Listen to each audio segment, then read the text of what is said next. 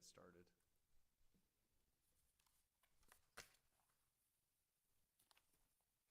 You can probably get started. Okay. We'll just see if the audio works. Okay.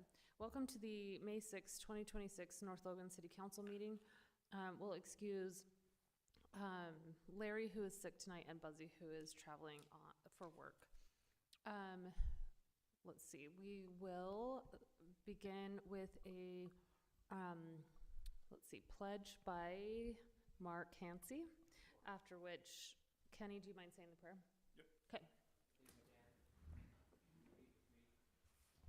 I pledge allegiance to the flag of the United States of America and to the republic for which it stands, one nation, under God, indivisible, with liberty and justice for all.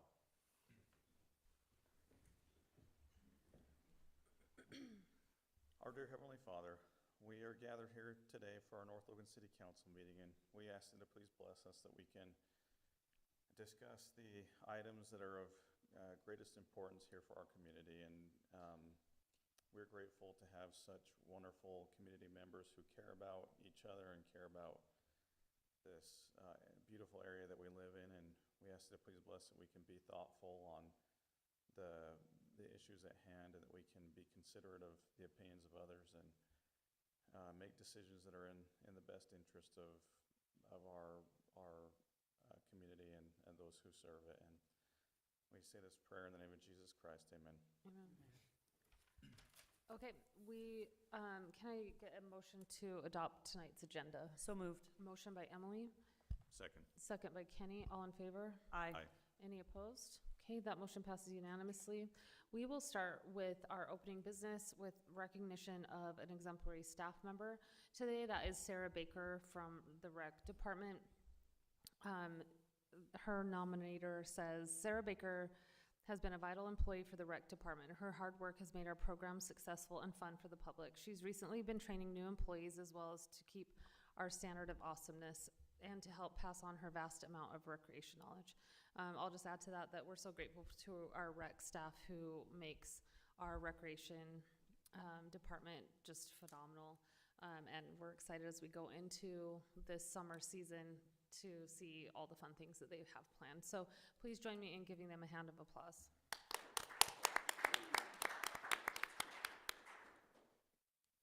Okay, it's my honor to recognize our firefighters here tonight. I know that this is just a handful of our firefighters, but we're so grateful for you, and Emily and I at least got a new appreciation for the hard work that you put in and for the amount of training that allows you to protect our residents. Emily, do you want to do the honors of reading the proclamation tonight? Absolutely. She's more of a firefighter than I was after that day, so. Still haven't got my shift assignment, but I don't know who asked about that. Whereas firefighters dedicate their lives to the protection of life and property, and sometimes that dedication is in the form of countless hours volunteered over many years. In others, it is many selfless years working in the industry. In all cases, it risks the ultimate sacrifice of a firefighter's life. And whereas International Firefighters Day is a time where the world's community can recognize and honor the sacrifices that firefighters make to ensure that their communities and environment are as safe as possible, it is also a day in which current and past firefighters can be thanked for their contributions.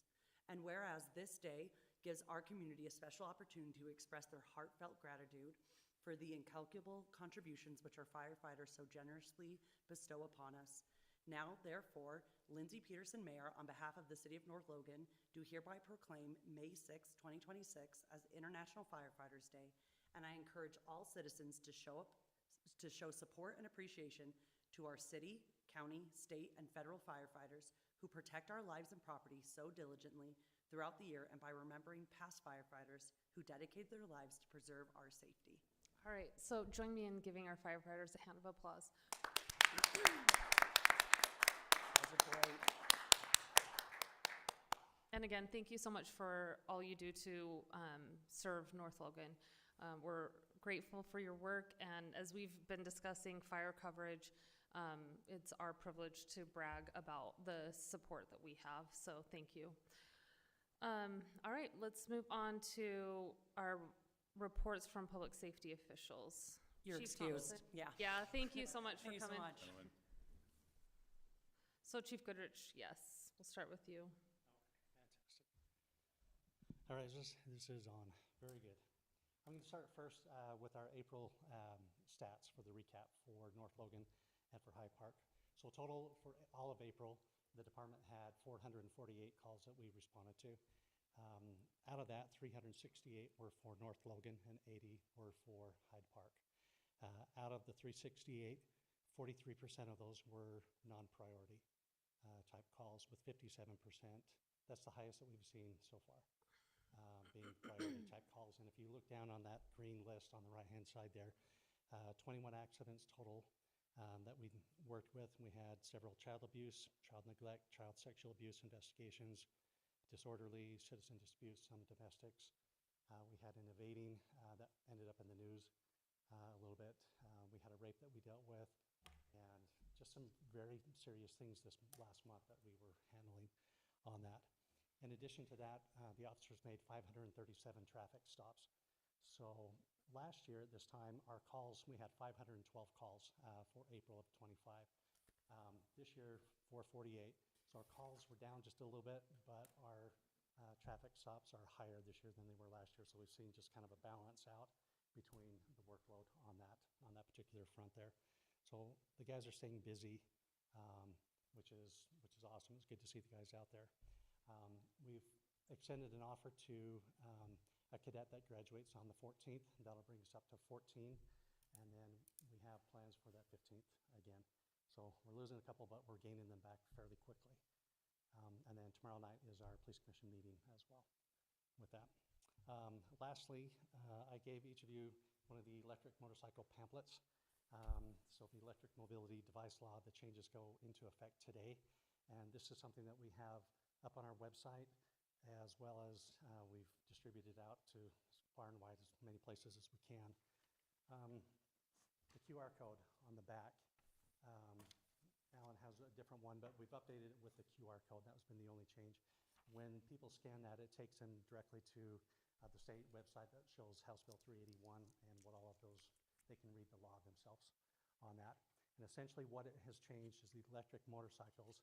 Anybody under the age of 16 cannot operate an electric motorcycle on a public road.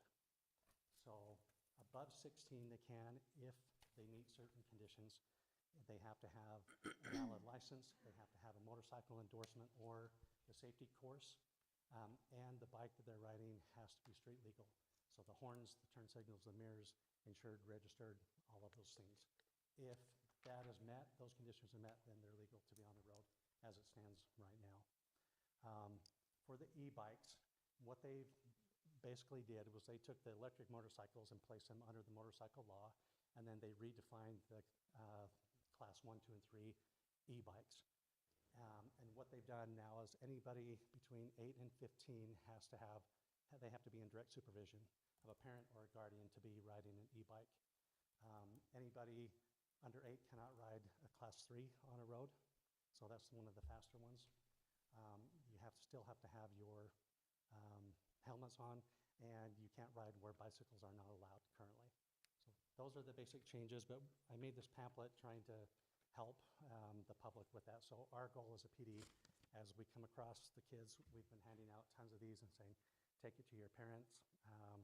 Our goal is if we find them and we're stopping them, the law allows us to hold the motorcycle until parents come down, and then they have to take it at that point. Our goal is to help educate. We're not trying to hammer everybody with a ticket on the first offense or anything like that. You can't do this anymore. This is a new law, and so we're trying to educate, hence this on there. But we've got good access on our website with it and with the pamphlets and what we're trying to do. So hopefully this helps. What kind of feedback have you gotten on that? With the pamphlets or with just in general? Just in general. People are mix and mix, really. I've seen some who've been extremely frustrated, but as we've explained it, it's a safety reason. You know, the kids are doing reckless things. They shouldn't be, they just don't have an understanding yet on it. And I have majority, though, who are telling me this is great, I want it, I don't like the kids doing the crazy things. I had one that I just about hit, those type of things. So overwhelmingly, when we talk to them and explain it, I think people see the reasons behind it. And I'm hoping that's what we can help educate them with. So it'll be a learning curve for the parents because it is a convenience to send the kids down the road to practice or school on that. That's what we're going to have to help educate them on as to the reasons why. Have you been in contact with the schools to distribute this information as well? Yes, I have. I love it. Yes, so I'm meeting regularly with the schools on that. This has gone out as well. So other agencies now have started to put together flyers and things, but we were the first one that had a pamphlet that kind of explained, here it is. This is excellent information. Thank you so much, Chief. You're welcome. Quick question. You bet. It looks like when you're 8 to 15, you do not need parent supervision if you have the safety certificate. Right. And I just make sure does that work for you, or how does that? Which one are you talking about, the Well, scooters or the e-bike and the stand-up e-scooter both say requires direct parent supervision or safety certificate. on that? So if they have that safety certificate, they can. on that, but- Without their parent. Right, Without- but currently, so that safety program, though, doesn't go in effect until May of 2027.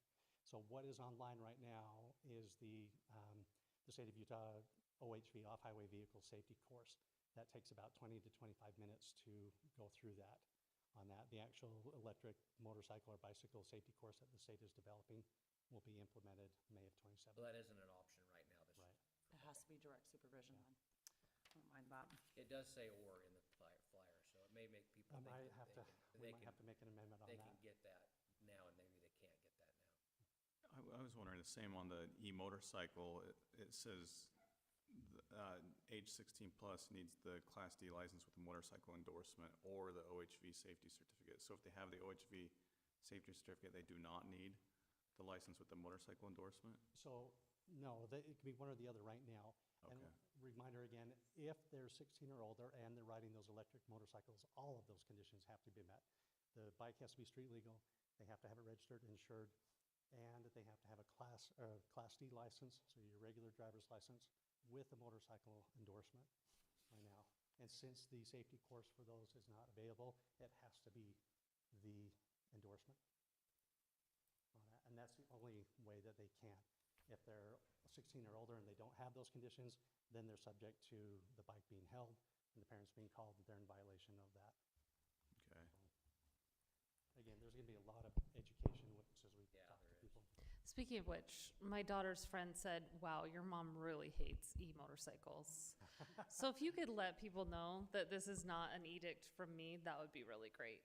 We- Or not, whatever you want to do. We put that in the newsletter, actually, because this was a statewide push from all the agencies that seemed like had the same issues on that. Yeah. And there are more news articles about kids getting Yep. hurt pretty badly.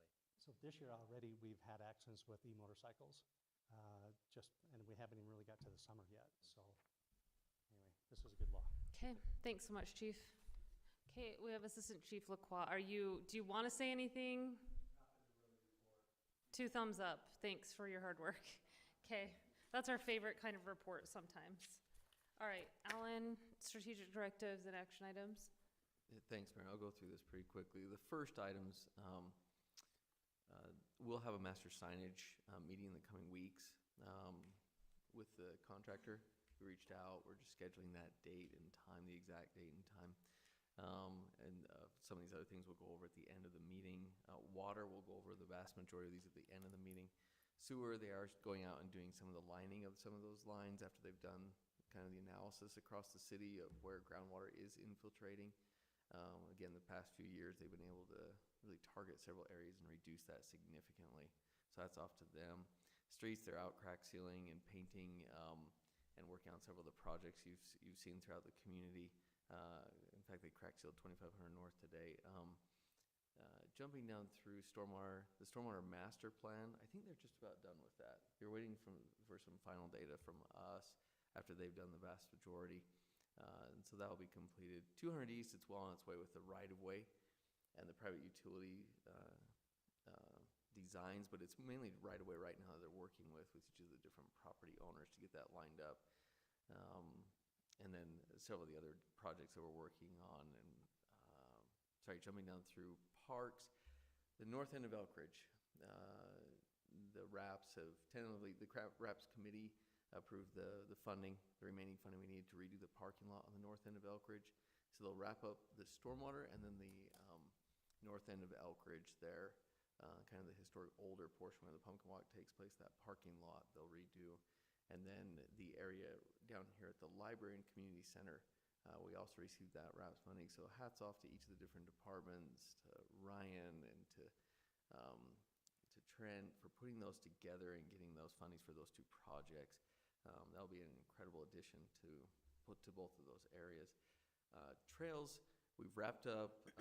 They're working on the finalized contract for our Bonneville Shoreline Trail. And they'll push that forward in the coming months to finish the portion through North Logan City. Recreation, endless different programs and camps taking place right now.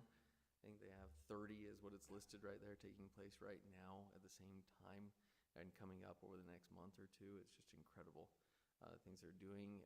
Facilities, the employee assistance training, they'll go through that. That's part of our insurance. Cemetery, the shed construction will continue. Scott will go over the community development at the end of the meeting, kind of the upcoming list. He's got that in the folder there for you. So just go over those items. We'll go over some economic development things tonight. Sorry, I'm jumping pretty quick through this. Human Resources will have a few employee manual changes in the coming weeks that will come before you. There's several things that Maddie's putting together. She's doing a great job on those. I won't steal any of Scott's thunder, but there's endless property tax and discussions regarding those items with the new state law. So we'll go over those in this meeting. Library, obviously we'll go over the fee schedule tonight, and some of the upcoming programming and events that are taking place at the library. I think they had their May the 4th be with you party actually on Friday though, Star Wars party. It went really well, very well attended, so hats off to them for putting that together. And the fire department, thank you for coming again and earlier today as well. Let all your firefighters know we appreciate them. And that's kind of, I went through things pretty quickly. Are there any questions on any specific item or things that we can touch on at the end of the meeting? I don't think so. Thanks, Alan. All right, let's move into our current action items, starting with a public hearing. Approve the minutes of previous. Oh, sorry, we have our consent items. I preemptively checked that. Thanks, Emily. We have our meeting minutes from our consent agenda last time. Let's see, I always like to at least say the date, April 8th, 2026 minutes. And I would entertain a motion to approve that consent agenda. So moved. Motion by Emily, Second. second by Mark. All in favor? I would just, with the one amendment that I sent to Yeah, you that's earlier, right. Scott, so, I make a okay, because I was like, the last time I looked at it, it looked updated to me. it's not what's out on the network right now, still. It's Is it still updated? the old But version? that's Says that I with was both the, present and excused. okay, Okay. perfect. With the exception that Kenny could not be excused and also be attending the meeting. Okay, so motion by Emily, second by Mark. All in favor? Aye. Any opposed? Okay, that motion passes. All right, we'll start with our public hearing to receive public input regarding proposed changes to the North Logan master fee schedule related to the community center facility rental fees. Once the public hearing has taken place, the city council may consider adopting a resolution amending the master fee schedule. I'll probably have, Trent, are you here to kind of speak to that? And then we'll do the public hearing after that.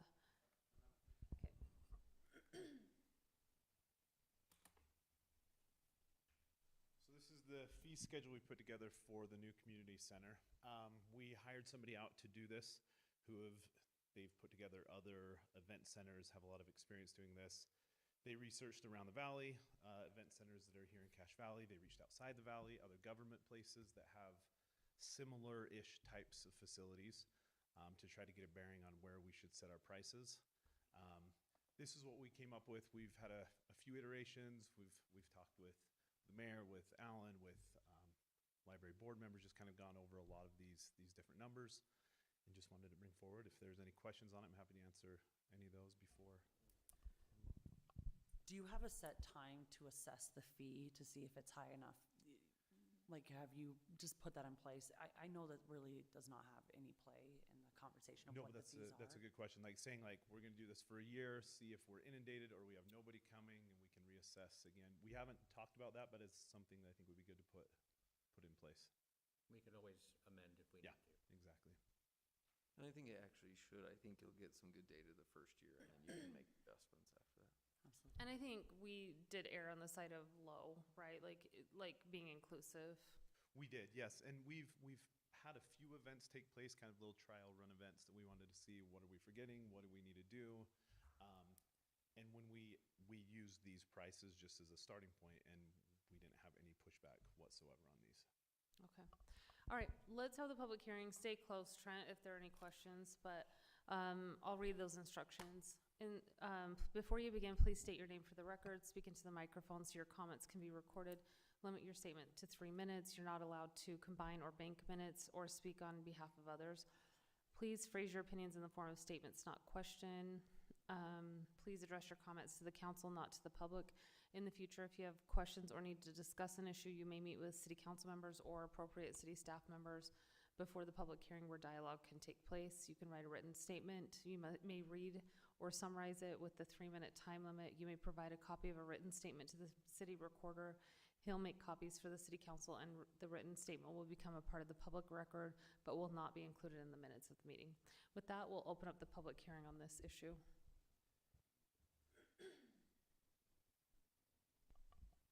Seeing no public comments, we will close the public hearing. Any questions from the council on this?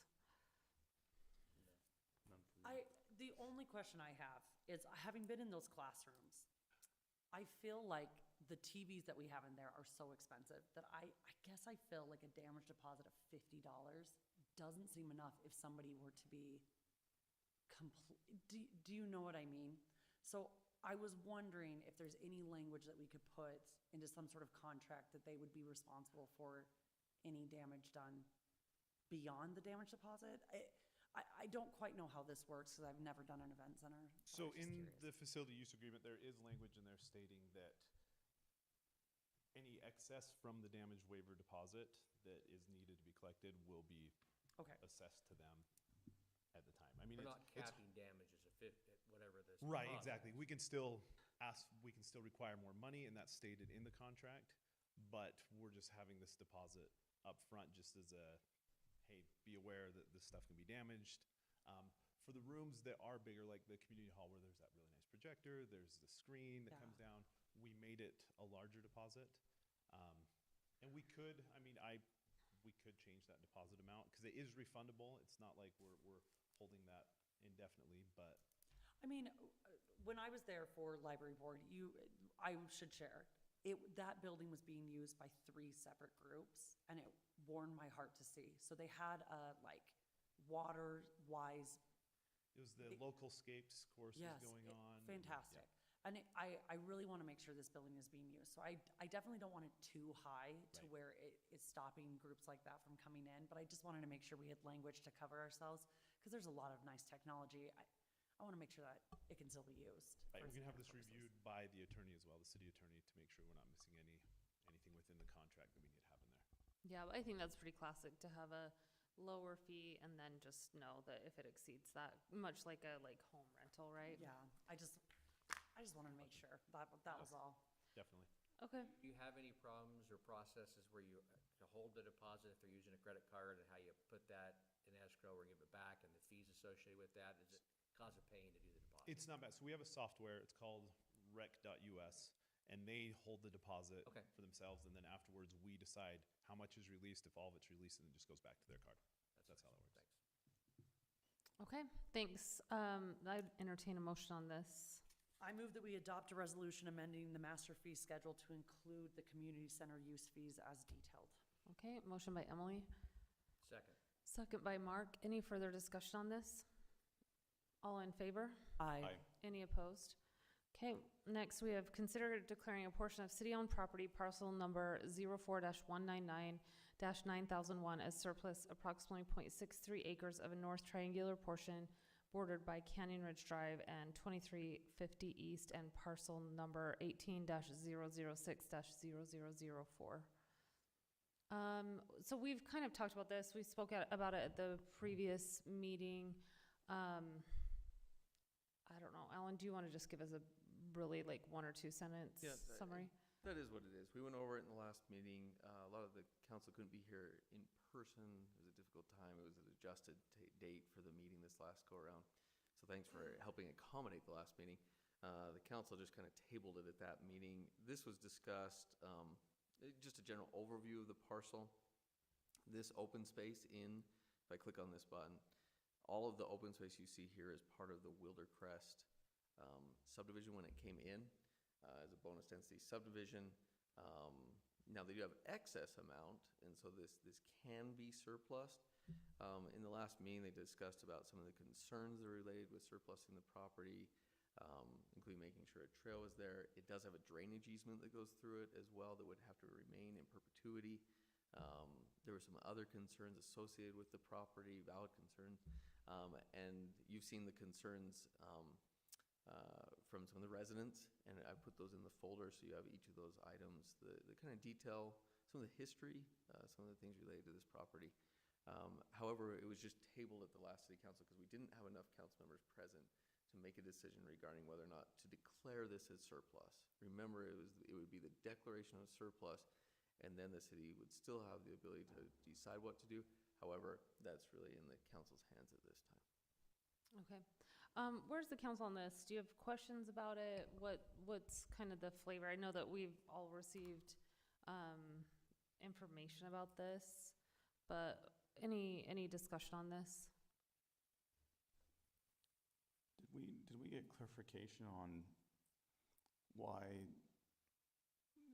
like, it doesn't seem to provide more value to the developer for the parcel to the north because that's zoned RE5 and it still doesn't get you to enough square footage to be able to create a new lot out of that?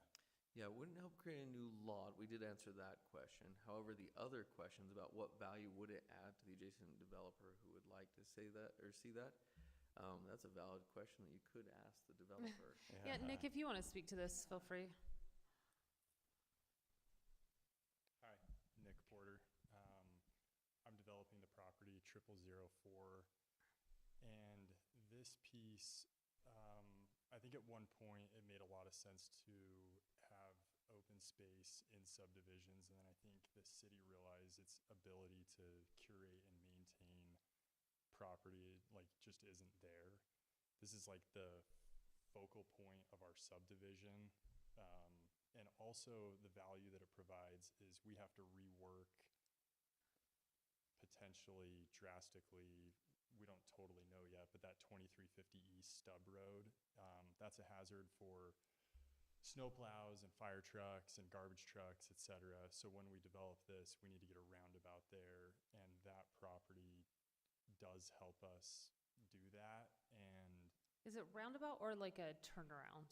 it's probably a roundabout is like my guess as to what Scott and Alan and the engineer are probably going to want us to. I think the better term is a cul-de-sac at the end of that road. Oh, okay. Yeah, it would come up here and Cul-de-sac. Yes. Sorry, roundabout. That That was the makes wrong sense. term. Okay, yes, a cul-de-sac. A dead-end roundabout, Ability to as turn we like to call them. E-bike place. So I think rather than having this sit as uncurated open space, it would make much more sense to bring this into a subdivision and maintain this and make it look nice. And yeah, this all came up because the city is wanting to run utilities through this property, and this is something we've been asking for a while. So I think that's kind of like the timing behind the request. Any questions for me? Well, I guess I was just wondering, like, if the city were to sell this to you, it does still have that, it still has those restrictions on how you can use the property, right? Like it couldn't become like a lawn. Is that correct? Is that the understanding? kind of. Okay. That's a very valid question, Mayor, because that hasn't really been determined at this point.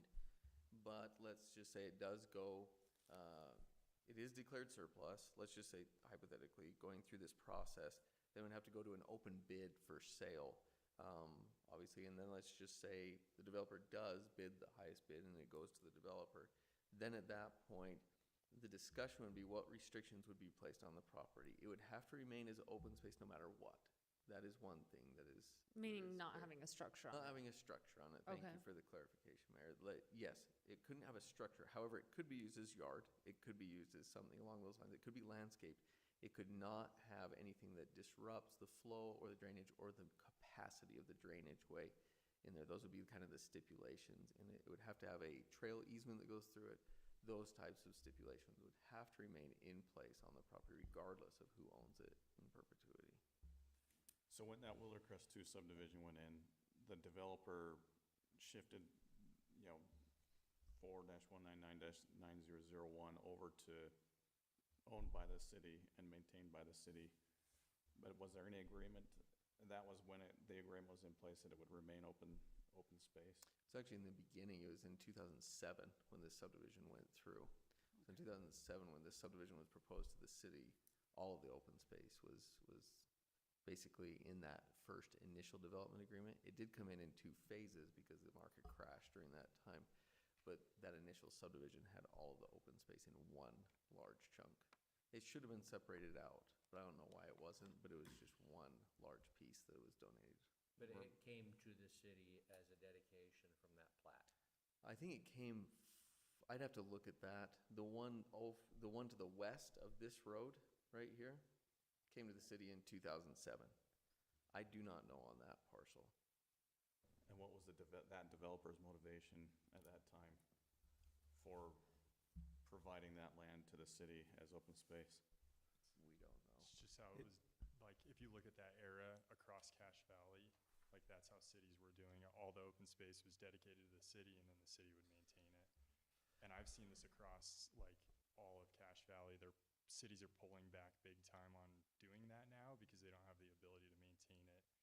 And everything Alan said aligns with, like, what we want to do. We don't want to put a house there. We don't want to put a structure there, but we do want to curate that and manicure it and make it look really nice instead of, like, kind of the eyesore-ish that it is right now. Okay. I guess one concern that I have, are you Mr. Neely? I'm Mr. Newell. Okay. Maybe, yeah, absolutely. I'd be happy to give you some time. I guess one concern that I have is I have open space behind my home. My concern is that if I have a neighbor who says, hey, I want to extend my yard, will you sell that? And maybe if it, comes a little bit behind my yard, it puts me in the position where I have to then outbid them. And that's a concern that I have, is that, like, I don't want to put neighbors in a position where we have to, where suddenly the city has to, like, is essentially like in a position where we have to sell it to whoever wants it the most, So I guess that's a concern I have. I don't know if that's, Mr. Alt, if you'd like to speak, you're welcome to. To speak to the mayor's point, though, that has actually caused some heartache in the past when we've been talking about other open spaces,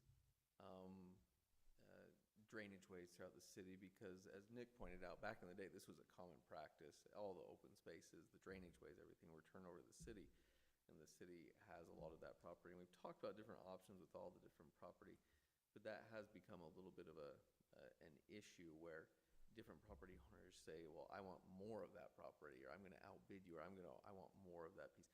That has become an issue that cities had to deal with in the past, and it's kind of stalemated like a lot of the different Yeah, that's kind of been my sense, properties where we actually didn't with move my forward neighbor. because of that. Yeah. Okay, yes, go ahead. So my name's Dennis Newell, and I live in the house directly across the street from this parcel. And my neighbor is Dan and Wendy Neely. And we've lived there for 8 years. And so I just want to give you our perspective. So when we were sold this lot, by Lifestyle Homes, they provided us the plat of the Wilderness subdivision. And a selling point, of course, that they used was the open space that had been, in perpetuity was going to be provided And, there was ideas about the trails that the city would be developing. And so we had we were basically the first house in this neighborhood, and we had the choice of lots effectively. So we chose this lot, which is a little bit smaller, which means we paid a little bit more per square foot because there was designated open space across the street. And I disagree with Nick that this is an eyesore. I mean, we live in a dry place and this is what it looks like. And so curating that with things that use a lot of water, I'm in opposition of. We have been taking care of that land as neighbors. I pull the Dyers Wood. There's no Dyers Wood on that. You look at anywhere else in North Logan City and anything disturbed, there's Dyers Wood. We pick up the trash. I weed eat around the fire plug, because, resources don't appear to be available to do that. So I also, surplus often is an odd-shaped property, doesn't make much sense. Maybe it has a foundation that isn't any good, so those things sort of make sense. This one, is not an odd-shaped property. And so I do feel under a bit of pressure that if it goes to surplus and it is decided to put it up for bid, that then we're going to have to bid against this and effectively buy in again to this neighborhood that we've already spent quite a bit of money to come into. And so that's why we're in opposition to this. And then I understand that a structure can't go there, but I actually don't understand, what is going to be proposed for the 2350, roundabout, cul-de-sac. Where's that going to be? How are you going to turn the 15% grade into something less than that with the space that you have? None of these plans are being presented to us, and this sort of just moves this one more step towards development that we have no control over. We're in support of them being able to develop the land to the north. We understand that.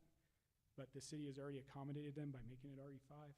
So I just don't really understand why we would accommodate this additional request, which just seems to be just a little bit extra and not in the interest of the people who've been living in this neighborhood for 8 years. Thank you.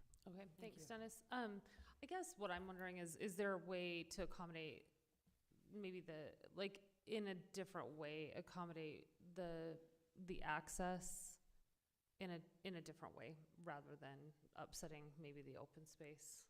Is that a conversation that we could have at some point? Okay. Yeah. Council, where are you guys on this? I'm getting the sense that maybe this is something that we just kind of continue to talk about, but maybe don't take action on today. I'm open to whatever motion you guys have. I don't think we should surplus it, and it's mainly because, and I didn't realize this very clearly, I feel like we're setting ourselves up in a position where, the 9001, I don't know why I thought that they were two separate lots, but I thought that they were two separate lots. The across the street. Yes, and I don't particularly want to start neighbor wars right now over who gets to have property behind their house and how much they get. I feel like we're setting a bad precedent, especially when there's just some things I don't think we have fully looked into. So in my mind, I think we should keep this as city-owned property, especially because trail connection is something that we have discussed multiple times, and it's something I would like us to see and not rush towards something because we've sold it and now we need to make an easement agreement or something. But that's just where I feel. And the connecting trail would go BST on the east down to where exactly on the west? The power line trail on the west. Okay. That's a good question, because in other areas north of here, it goes further. It'll wind all the way down to the upper canal. But in this portion, it's just planned to stop at that power line trail. In other situations, I believe we've done, perpetual maintenance agreements or something like that where someone wants to do something with it to enhance the area, agrees to take care of it. Neighbors can look at it and see, oh yeah, that works with what we bought into. So to me, a little bit, we need to see the plan before we approve the plan. And I would be open to look at a plan, and you probably would as a neighbor, to look at it and say, if that's going to be a perpetual this, and it enhances or maintains the value of the open space that you were buying, then you could talk about it, but I don't know we're there yet. Just for that context, since she brought that up. Right down across the street, to the west, at the top of the 9001 parcel, the Rainies, who live on the corner, have an agreement with the city to maintain. That's the one I was referring to, yeah. Maintain that strip, and there's an agreement where they're gonna put in 4 trees, and et cetera, et cetera. So things like that have been done. But that Okay. land wasn't surplus or sold or anything like that. Correct. Okay. So in summary, it sounds like there's a willingness to work with you, Nick, to accomplish something short of, to work with you on access, but maybe not an appetite for declaring it surplus, if I can understand the council correctly. Absolutely. Let's see, so do we need a motion on this? Not really, okay. No.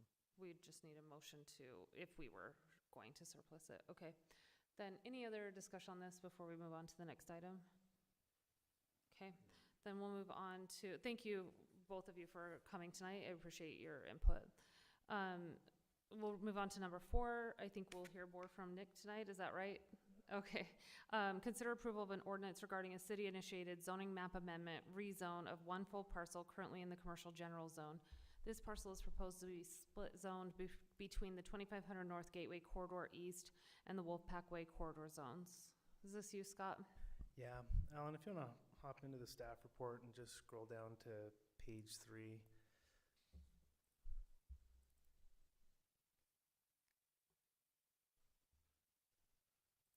Yeah, can I just ask the question on the prior matter real quick, Mayor?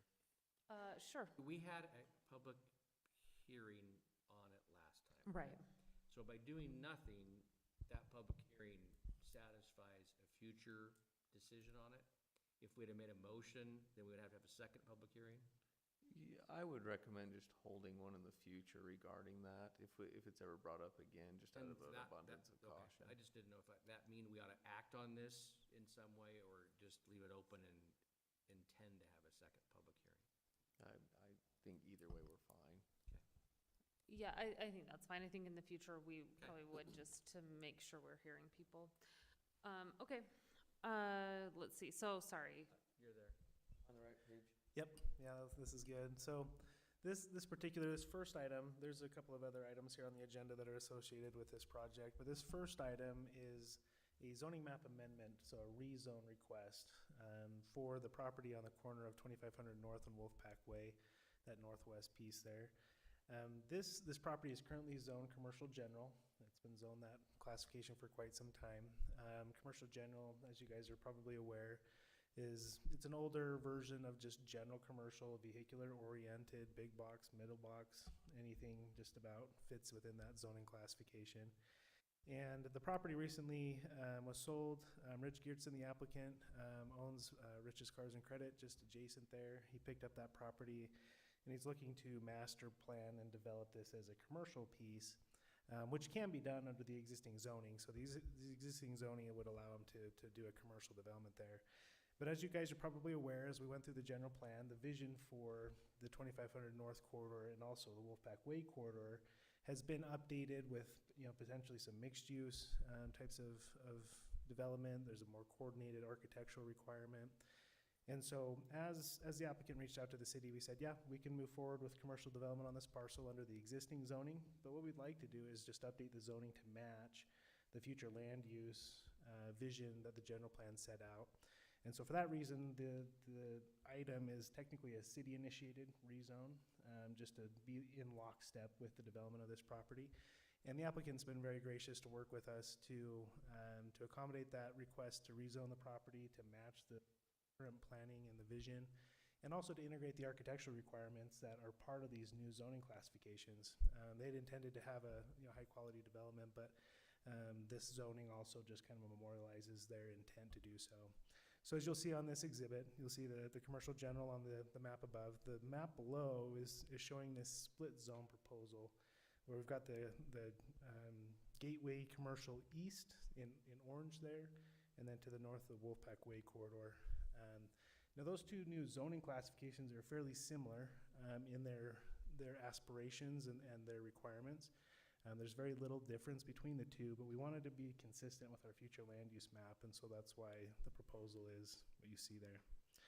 Okay, Alan, you want to hop over to Exhibit A in that staff report folder? So when an applicant comes to the city, the site plan. When an applicant comes to the city with a request for a zone change, or also for a commercial development, they're required to submit what's called a master development plan. And the master development plan is essentially a bird's eye view of, what is intended, what do we propose to do with this property, and it helps us to digest the proposal for what is being requested. And so in this case, there is a zone change request, but this would have been required as part of just a commercial general requirement anyways. And what we wanted to do is we wanted to look at the site from basically a blank canvas to see how much square footage of different types of land uses could fit on the property, how much parking would that generate, where do we put our landscaping, our stormwater, how do we get utilities to each of the areas. And so we backed our way into how do we design to the best potential layout and configuration while still balancing all of those variables. Now, of course, the Planning Commission, when we're looking at something like this, one of the biggest variables to consider is parking. We want to make sure we're not underparked, but we also don't want to be overparked. And so what we looked at was, based on the total square footage of the anticipated land uses, how much parking would have been generated. And so what you see there is a mix of buildings, a total square footage that, based on a commercial, retail, food and beverage, office mix of land uses, we have adequate parking interspersed throughout. So this will be a private commercial development. Everything internal to this block would be privately owned, maintained by a ownership association. All the landscaping would be maintained by an ownership association, all the parking and circulation areas. So that's how we approached this, was from a high level view, and then engineered our way to say how can we best and most efficiently use this land. So this is the site plan you'll see here. Alan, if you want to go back out to the second exhibit in that Exhibit A folder. So yep. So here are some architectural intentions. Now, under the new Wolfpack Way Corridor Zone and Gateway Commercial East Zone, there's certain architectural and material minimums that are required. Certain materials that are expected, such as stone, metal, steel, glass, those types of high-quality, timeless materials. There's certain percentages that they're required to meet as far as how much brick and stone do we put on the front edge, how much glazing or glass is required on the buildings. And so these are the architectural intentions.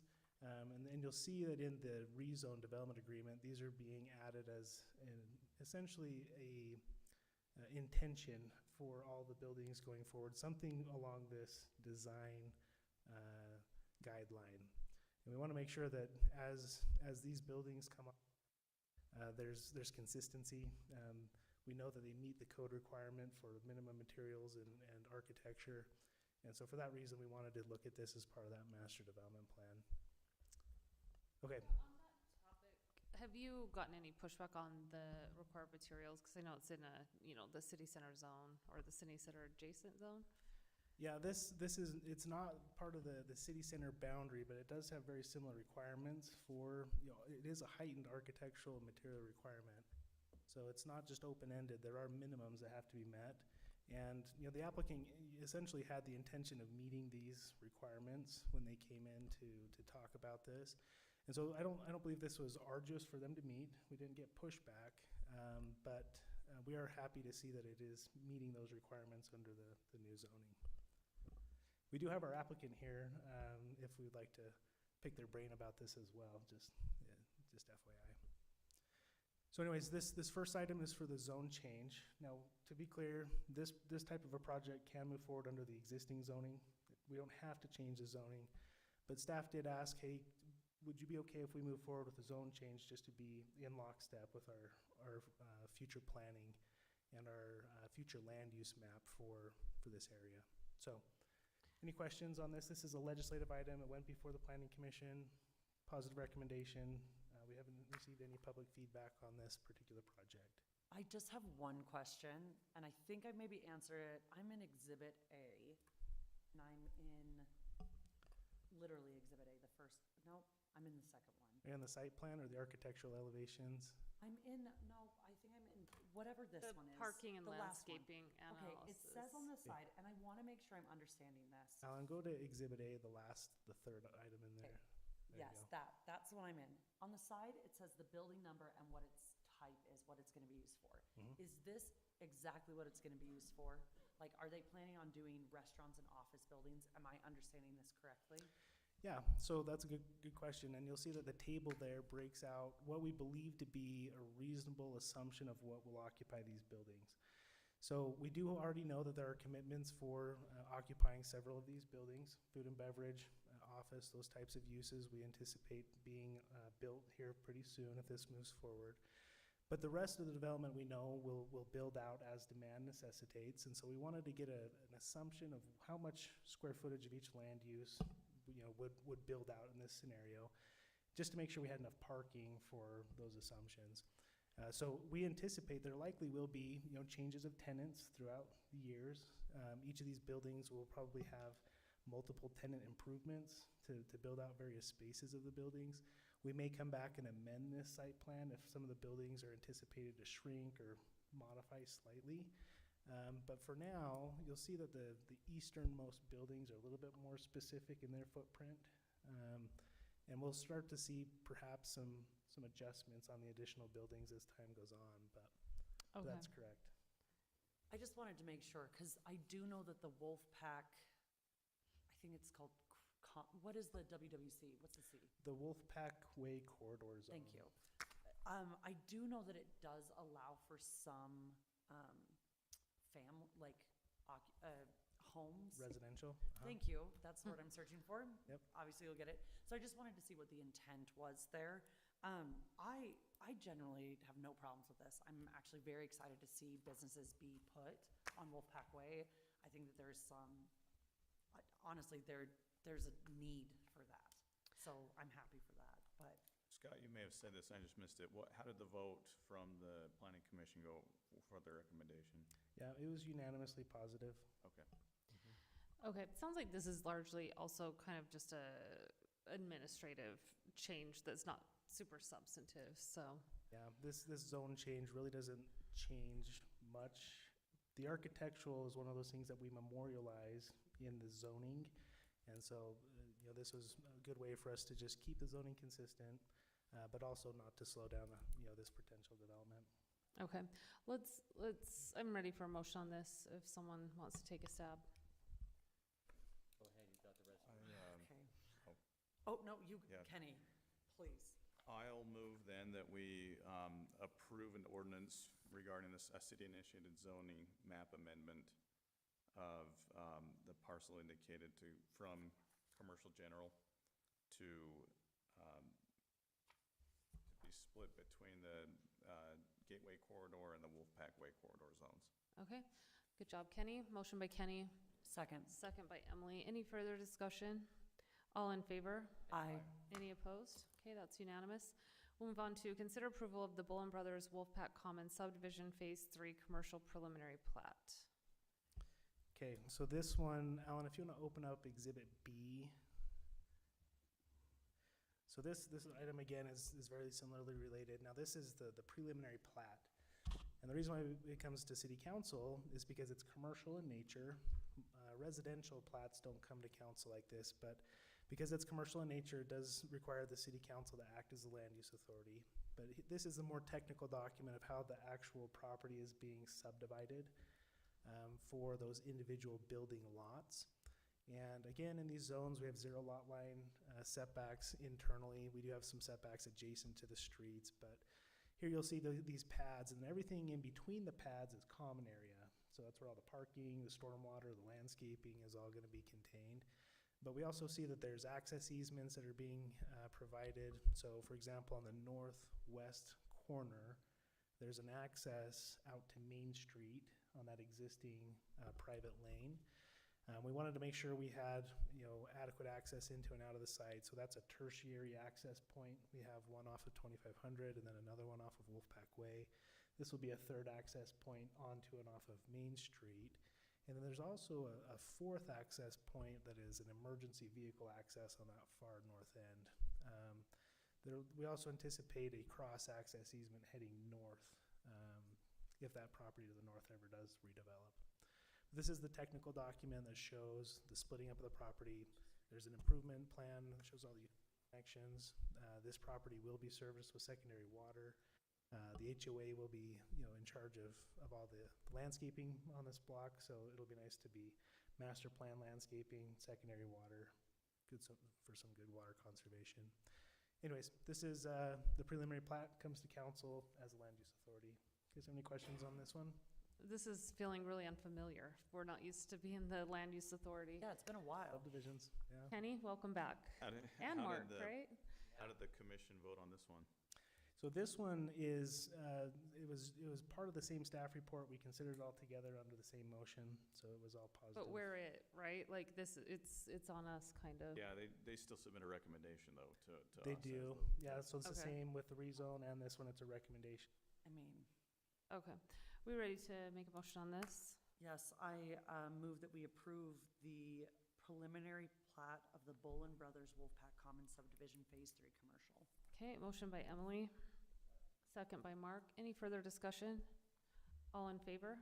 Aye. Any opposed? Okay, we'll move on to consider approval of a draft business incentives for a potential business to be located at the 2500 North Gateway Corridor Zone. Is it a draft? It's a draft. I can go through it really quickly. Okay. What this is looking at one of these businesses and prospective businesses, which are still going through property acquisition, those types of details. You have the draft elements in your folder to go over that, but that would be related to one of the buildings in this particular layout. The draft says it's been authored by one of the business owners, right? Yep. So we're evaluating what they are proposing to us, not what we haven't negotiated back some. Oh, we've sent it back to them, and they're in approval of that and the current property owner, right? This Meaning is- the back and forth has already taken place. Yes. This is It the, started, but it's been edited with Yep. city input. well, this Good is what question, we- sorry. and kind of under the auspices of the what we intent of the RDA, right? Yeah, and what they need is they need kind of just a head nod at this point to move forward, which will end up being in a formal agreement for, in the future, but this is giving a head nod that gives them some assurity as they move forward with this property acquisition, that there are some incentives that would be in place. And maybe just to make this explicit, there's a formula of sorts to level of Yep. incentives that we offer. So it's not willy-nilly. It's not willy-nilly. It's based off of the type of business. It's based off of 2 or 3 factors: the potential sales tax production, the number of jobs it creates, the type of anchor property it is, where if it attracts several people to the area to help other surrounding businesses as well, are all factors that go into this. This particular property also includes an older RDA. It's called the Urban Renewal Area. It's a 20-year-old RDA that's expired now, and then a new CRA, a Community Reinvestment Area, that's been implemented on the same parcel. Okay. And so that basically governs the property tax and what the city council can offer up to. Those are all just built into that. Okay. And these recommendations are consistent with that formula. Yes, sorry, Mark. Yeah, they're consistent with both of those, and the business is consistent with what has been offered. I didn't remember when we talked about this last time, I remember we have a few levers we can pull, the 5 of which are listed here, but I didn't remember that we were pulling all 5 of those. Yes. The sales tax, the property tax, the impact fees, the utility fees, and development support For this- all. For this type of business, normally those aren't in play. So yes, those would be in play for this type of business. Yeah, so it's reflective of the value of what's being brought in. So that's not totally consistent with what I remember from before, that we were saying that the size of the business did not necessarily warrant the going all in on all these incentives. Yes, this particular business does. The previous ones did not, that we discussed. Yeah, there was another business that is right, Kenny, like that we were like, that's and that was part of the negotiation where the city said, this, we aren't going to be offering all of the things, because it didn't justify it. And that's because this business has a higher anchor tenant value, a higher number of employees, a higher ability to draw Correct. other tax revenue. Our into the ability to place. generate sales tax, all of the Talking items. about the same business, this small restaurant, right? Yes. Okay. You're recalling a prior one that was, I thought I'm recalling the same business that I see listed on here.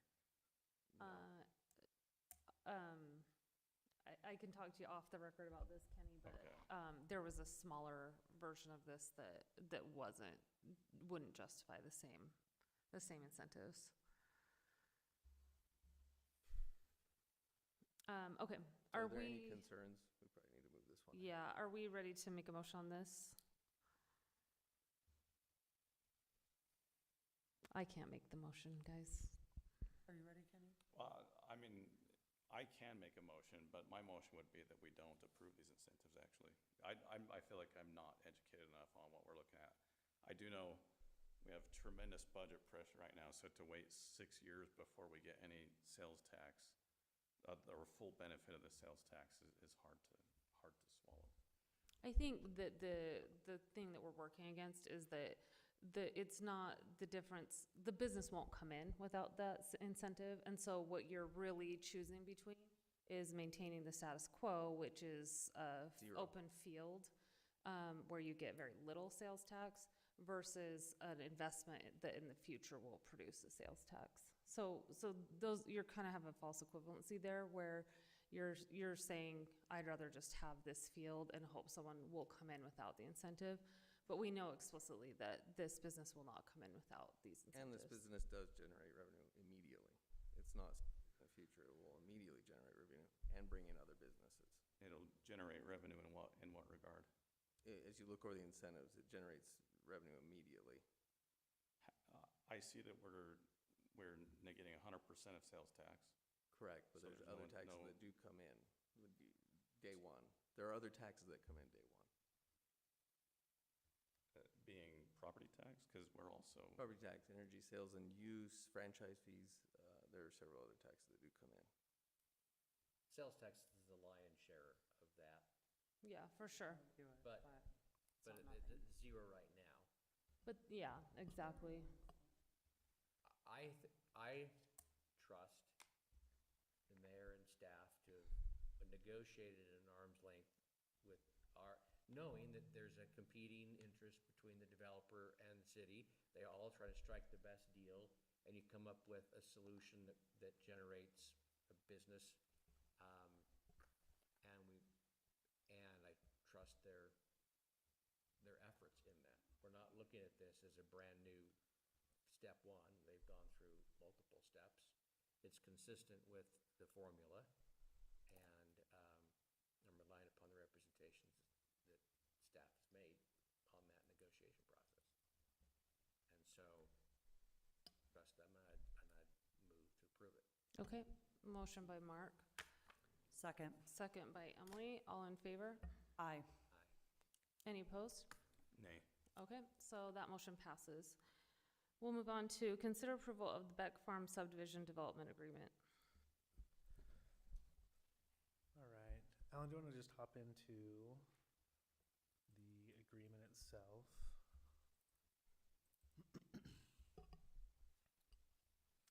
Okay, so the Beck Farm subdivision is it's a single-family subdivision east of the canal, just south of the, oh geez, I'm drawing a blank, Orchard View Estates subdivision.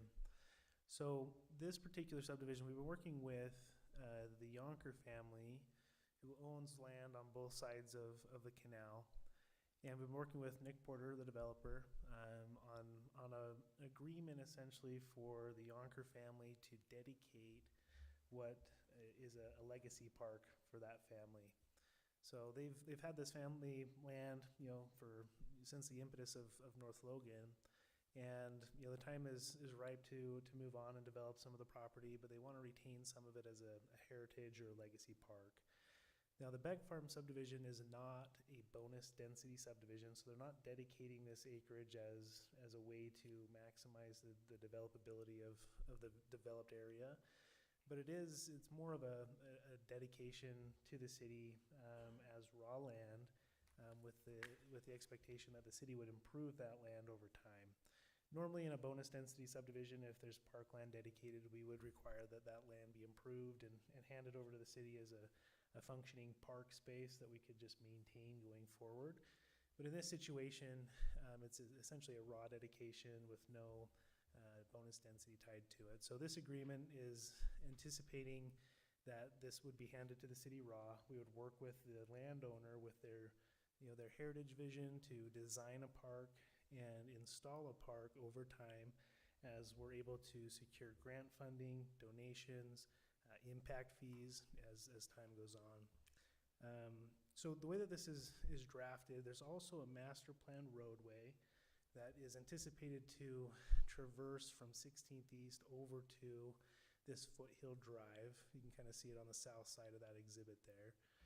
And that roadway, it's essentially, there's not necessarily a need to tie it east and west until we have development demand for that connection with buildable lots on the west side of the canal. So the Foothill Drive you see just on the east side there, that is a master plan street, and it's running north and south, and it'll continue to provide access along the bench. And it will eventually tie into 2600 north, further to the south. But this connection will provide one more access point east and west, from 16th East onto the bench. But the anticipated connection is when there's desired development on the west side of the canal on the Yonker property. So there's some language in the development agreement that speaks to when that road would be connected, and it's essentially triggered by when development occurs west of the canal. And there's some expectations that the city would, work in good faith to bring the improvements to the park as financing become available. So you'll see that that's how the agreement has been drafted. We're excited to see this park be dedicated. It is on our parks master plan. We added that during our last general plan update. It'll be a great addition in the region within walkable distance of several neighborhoods on the northeast side of town that would normally have to get down to Elkridge to their next closest park, city park. So this is a great park, great location. The city does have some concerns with anything that is being given to them or to the city in perpetuity.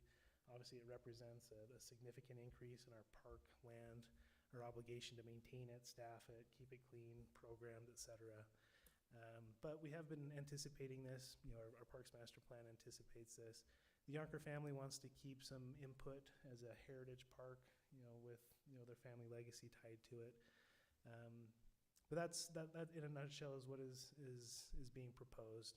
Now, what you see on this exhibit here is it's both halves of the park. It's split between the canals, so there's a west side and an east side. The initial dedication, as the developer has proposed it, is to dedicate the east side, and then they would wait to dedicate the west side when more development occurs to the west. You guys have any questions on the configuration? The only quick question I had is regarding the both sides and the mechanism and how it comes over. This is a legacy, a heritage park. The reason it's called Beck Farms is because the Beck and Yonker families have operated this and farmed it for years, which would be a great addition to our parks master plan. One thing I was going to point out is the whole park would have to come over to the city in some sort of agreement or fashion for us to be able to to add it to our capital improvement plan and for it to be eligible for impact fees. If it's just one half of the park, it does not qualify as far as the size and acreage. And so there would have to be some type of commitment or a specification within the development agreement. The whole park has to come to the city in some fashion. I don't know the correct mechanism or the easiest way to do that, but that would just be one point of clarification. Yeah, go for it. What is the threshold of acreage? It's just around 5 acres, because then it becomes a community or a city-wide park, If it's under that, it's a pocket park, and then it's just benefiting the adjacent neighbors. So it has to meet that threshold, and that's one of the sole mechanisms that we can use to put funding towards a park is that impact fee. To add it to our capital improvement plan and then spend impact fees on this. Yeah, that's great.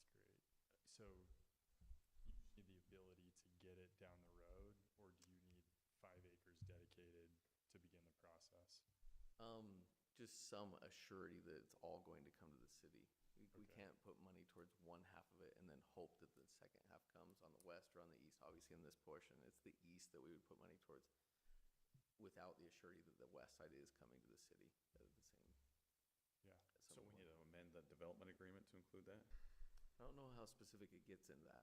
I know that that was kind of a sticking point because we've gone back and forth several times. I think we Nick enjoys arm wrestling with us, but this has gone back several Talk times about trying to. Yeah, it has been, I have sat I on will the say- opposite ends of this table like you would not believe.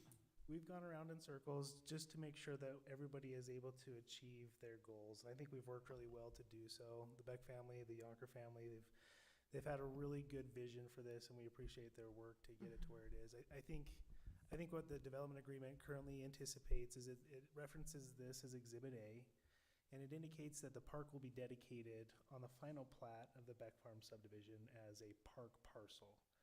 So really, the only amendment that is necessary is that the final plat include the acreage that is necessary. So right now, it cuts it off at the canal. That's what is shown on that final plat.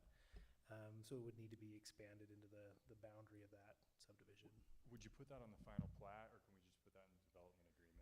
It would be in the final plat as far as the dedicated acreage. So the parcel being dedicated would be just done via the plat. This agreement indicates that the park, as described in Exhibit A, would just be dedicated on the plat. So this Exhibit A shows the full vision of what is anticipated. East of the canal is like 4.3, something like that acres, I forget. Total, I think it's closer to 8.5 acres. So the mechanism is to dedicate via plat. That's probably the cleanest, easiest way for us to put the restrictions on the property to say this is a park in perpetuity. It's dedicated to the city. The agreement just memorializes the city's obligations to improve it and maintain it in perpetuity. So that's probably the cleanest, best mechanism. We just need to expand that plat to include the acreage. Okay, I just want to make sure I understood that. So the Beck Farm subdivision plat would include east and west? That's the cleanest way of doing it. Now, that's not the only way of doing it, but that's without having to amend too much in the agreement. Is there a scenario where we can just keep the plat as is, add the west side, more language in the development agreement, and that's going to happen? If there's language that can satisfy that and provide the assurity for the city council and the city staff, then that would be fine. So what you're saying is dedicate half the park, or at least the east side. I think he's saying he Today. wants the whole thing dedicated today. You're saying do it all at one time. With the first phase, you get the whole park. So the current final plat draft hasn't been recorded yet for the Beck Farm subdivision. Shows the dedication up to the canal. Up to the canal, but not beyond the canal. Correct. So you could adjust that final plat just to bring into the boundary the rest of the park east of the canal and dedicate it with the subdivision. You could dedicate it via deed. This development agreement isn't necessarily tied to the subdivision because it's a by right subdivision. There's no bonus density, there's no zone change. So it's essentially just an agreement that says, here's the city's obligations when the park parcel is dedicated to the city. The agreement right now says that the park will be dedicated via the subdivision Really, plat. if and when, Correct. right? Not a when, but an if and when. Yeah, well, it's not necessarily if, because that's the intentions of the agreement. It's when the plat records that is dedicated to the city. But you don't, I guess my question is it doesn't seem to be, there's some play in it about whether or not it will ultimately happen. It's just the intent of the parties that if there is a subdivision of this property, this park would become part of that subdivision, but there's not. And there's estimated timelines, expected timelines, but there's not an obligation to proceed with the development. Correct. So the development can move forward just as a subdivision. Right now, the parcel on that subdivision plat is just shown as a park parcel. that could just be left as a agricultural remainder parcel and not dedicated to the city. The way that it's drafted is that that east part of the park is dedicated on that plat. And I think the intention was that the rest of the park be dedicated when future development occurs, but the acreage is just a little shy for that funding mechanism to qualify for impact fee funding. And if it all comes in, then at least when we're budgeting and planning for the development, we're gonna do that with the property in title. And as we're seeking grants, this is gonna be a pretty pricey venture for the city, so to go Yeah. through this, it's fantastic. It's being donated at the goodwill of Great, the- I love the idea, the it's just, developer. I hate to commit to it and then find out the west side doesn't Yes. come. So as we seek grants, we would, Assume that it would be does. helpful in seeking the grants. The funding mechanism or matching mechanism is the impact fee from the city, and that would be required at that point.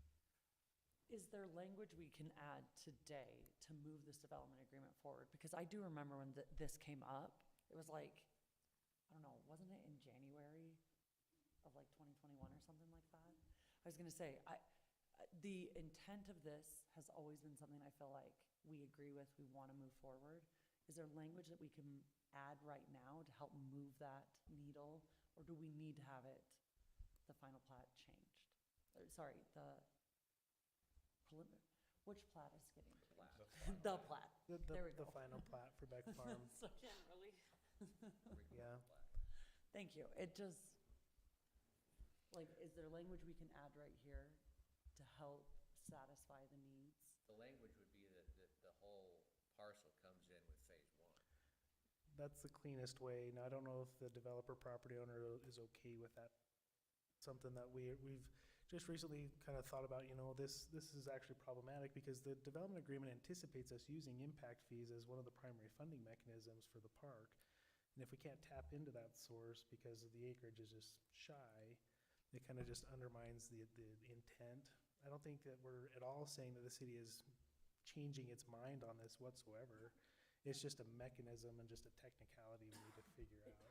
It says on page 2 it says it's a 5.02 acre parcel of land, but you're saying it's not actually 5.02. What is it? It should be updated in there. Is it still saying 5 point? It does on mine, but I may not be in the most accurate document. I'm on 10/14/2025. Is that Yeah, does it say assuming the 5.02? land east and west of the canal? Yeah, this is on page 1. It indicates it's 4.35 acres. I wonder if you have an old link, Emily? Okay, I'm sorry. I'm on the Actually, wrong- this page that you just scrolled through, if you go down to the next page, one more, right there. Donation of Legacy Park, 4.1 says 5.02. Oh, we must not have Where caught are both you? 'Cause references. 4.1 says 5.2, but the whereas references 4.35, so there's two different numbers. Yeah, that's just an oversight. We're on draft 452. Uh-huh. They're on a lot of Change it again. iterations. Here we go. Yeah. This is, that's just something that I've missed. I was just in the one that was in the folder that you put in. 4.2, the paragraph 4.2, Emily, it references two 4.1 different numbers, references that's the why. I think, first whereas, or whatever whereas. I don't think, these are kind of, Second whereas references 4.35. these are kind of technicalities we can correct, but I think the correction that we need is what's the mechanism for how the city make sure Is it it 5.02 when you get both sides? Yeah, I'm wondering where that is and what Both the sides would surety be we can more than provide that 5, both but sides come Both to the sides, I city. think, are eight. No, I was gonna say, it's way more than 5 if you do both sides. Yeah, the the older reference to the 5.02, it's part of there was a triangle parcel that we converted into a building lot. So that's lot number 16. We added that because it was an orphan parcel on the other side of the street. We didn't want to dedicate that as part of the park because we didn't want kids going across the street to access more park space. So we figured instead of orphaning it as, underutilized city parcel, we would just get it to the acreage needed for it to be buildable, which is why that piece is not shown in the park plan. But that was just an acreage reference that needed to be updated in the agreement. That's where that discrepancy is. So what do we need to do tonight? I'm trying to pull back out. From the city side, is it the mayor that ultimately signs this? I mean, if we're hung up on this one issue, I think I have heartburn on just dedicating the other half of the park in a quick meeting like this, if we're hung up on this one issue, can we empower the mayor to sign this after we've had like a little bit of negotiation on this one point so that I don't have to come back in here and that we can like move this forward in a meaningful way? Because I'm also held up on construction on this until like we get this figured out, and I need to get Can moving we on do this to some that? degree. Is that, Yeah, I mean, we can work through this for sure. I think it's more a mechanism of how are we going to dedicate the acreage necessary for the city to start investing in the park. I think that if we have shy acreage, we're not gonna really want to design a water distribution and sprinkler system. I think we wanna design it as a single whole park. There's certain things that it's like, okay, we just need to have the full picture in mind. We're assured that it's gonna come to the city before we put investment into it. And we can't really put investment into it if we don't have access to the impact fees.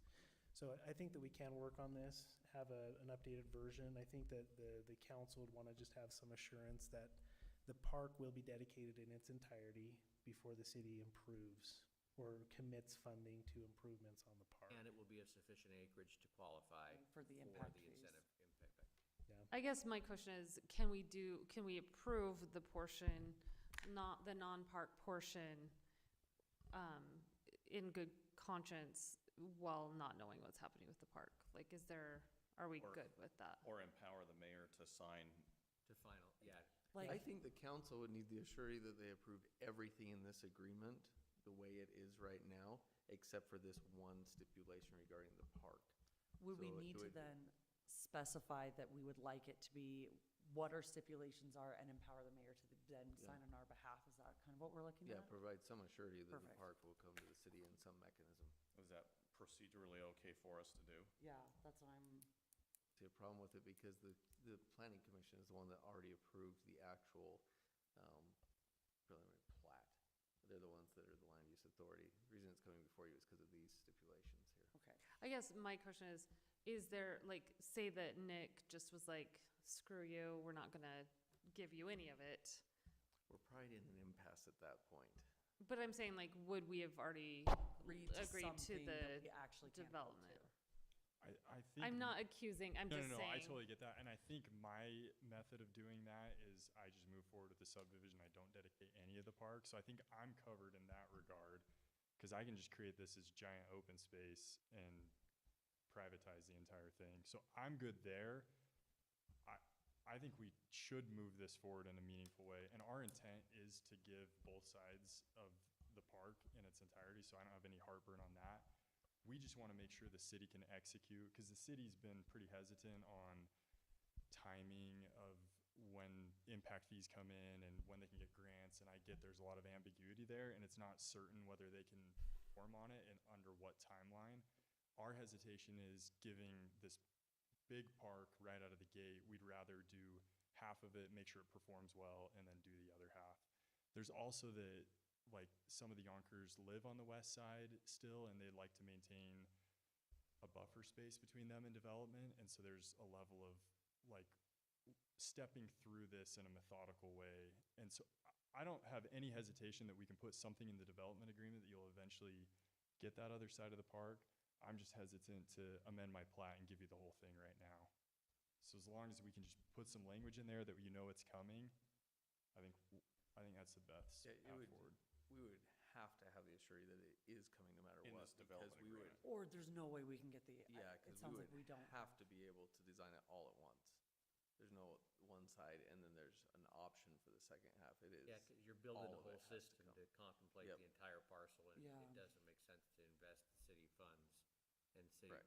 plan without the whole parcel coming.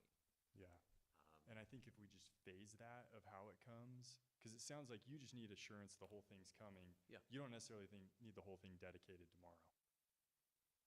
No, we wouldn't need it dedicated tomorrow. We just have to have that. The assurance that it is coming. Yeah, we're okay Like, with that. would it, I could don't it be know how done in you a do that. phased system? Would that, like, You'd have to record something on the property, and it'd have to be a covenant running with the land somehow, and a timeline, because you're gonna build it out and spend the money on it. I'm just trying to figure out if we can approve it without without the explicit assurance that this, like, without nailing down the particulars of the park itself. I mean, the park plan was always anticipated to be worked through over time, because we need to put together a plan for the Okay. park. We need to understand what are all the improvements, and it becomes pretty technical when we're talking about irrigation systems and grading and various amenities, bathrooms, parking lots. So we do need to go through that, but I think it's hard for us to plan certain systems in the park without assurance that it's gonna come, and we certainly don't wanna put investment into a park that isn't gonna be coming at some point. That's tough. I'm How also, would you address it, Scott? You know, the simplest way is to just dedicate it all up front and then just indicate that we will phase the park, you know, from east to west with improvements, so you get that buffer. You know, as far as the performance goes, as Nick has indicated, we've been a little bit hesitant to commit to specific timelines and penalties if we were to go past timelines, because the funding is not a assured funding source. You know, a lot of these grants are competitive, you know, private donations are never, you know, assured. I'm Impact just- fees ebb and flow. What I wonder is if, Nick, you can tell me, would you guys be willing to say in this tonight, in this development agreement, yes, in the development agreement, you will deed the entirety of the property to the city with the details of the timing of the implementation of the park to be determined in negotiations with me and you? Like, is that possible? Like, to have kind of, because I think what the city's looking for is an assurance that that entirety is going to come to the city. And I think you're looking for the assurance that the city is going to develop the park. I just don't want to be at a stalemate forever where we're both wanting the same assurity, but neither one can move. So I'm just wondering if that's something that you'd be willing to put into the development agreement tonight, that the entirety of the parcel will go to the city, and then we can negotiate about timing of both development and the actual deeding of the, I think I property. would want to connect with the landowners before I commit to that, because it is like a fairly drastic change. Is there a scenario where we can table this and I can come back in, but you guys can meanwhile not prevent me from the residential side of things, and I can get a pre-con meeting and I can start on that? Because I do feel like I'm caught in a really yeah, tough spot this is right kind of now. the hostage. Like, I don't want to be held hostage on the residential side where it's already approved for a development agreement that we are in good faith, like, working on. Yeah, you know, as mentioned before, the subdivision is not, it's not contingent on this open space being dedicated. There's no bonus density that has been granted in the subdivision in exchange for this park. So in a way, this development can move forward without ties to this park parcel. Only the tie is if the final plat records and we're not dedicating this park via plat, it would need to be dedicated via deed or other mechanism to bring it over to the city. We had already anticipated putting it on the plat because we can put certain plat notes on just to indicate the intention behind it and have it kind of memorialized that way. It's a And it clean has way. a detention pond in it, It does have the detention pond in it. That is a so it good has to point. function as that regardless. That's what the intent, that's why you put it in the first phase.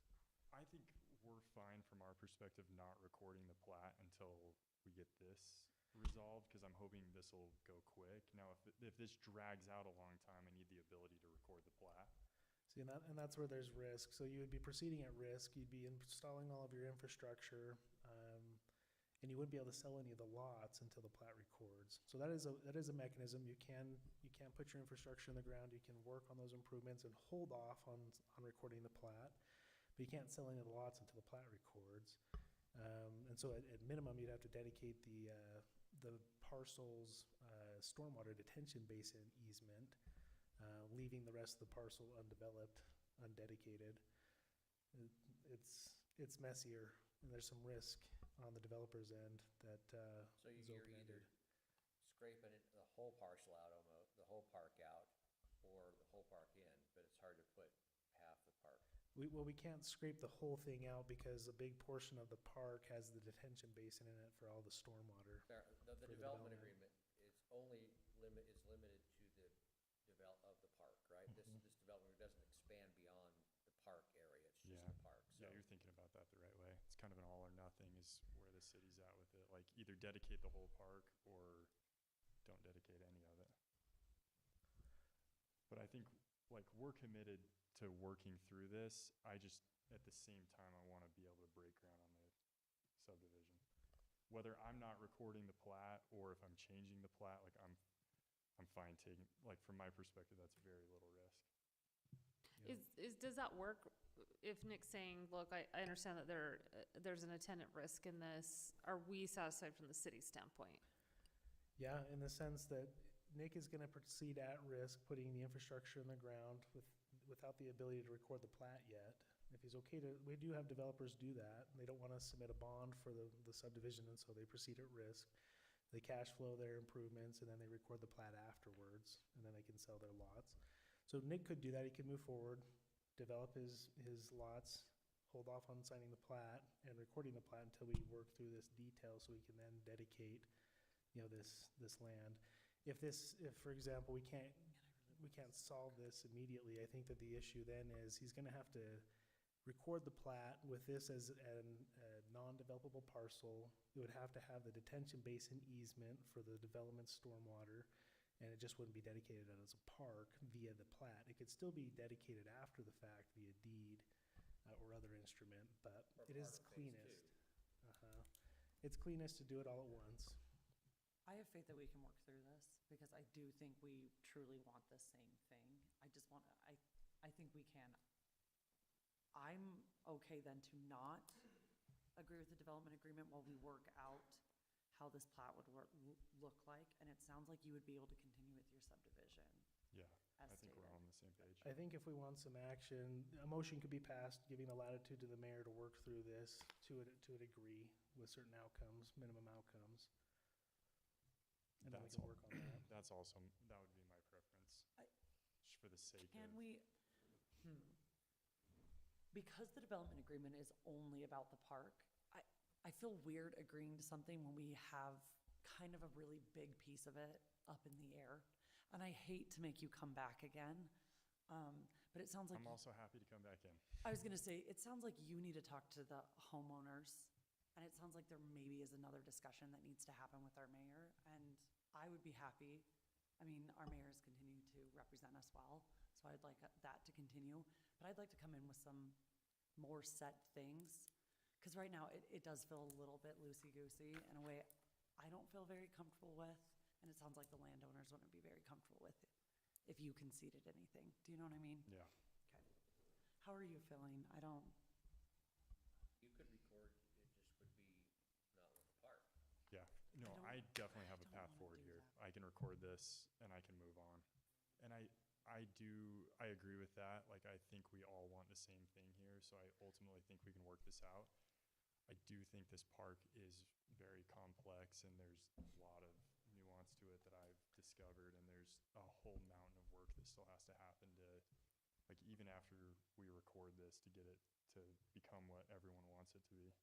Yeah, I think this is just a technicality. I think we just need to figure out the mechanism. If we can't use impact fees, that's a big funding source that we're leaving off the table to actually complete the park process. So we've got to get it to a point where that can be utilized.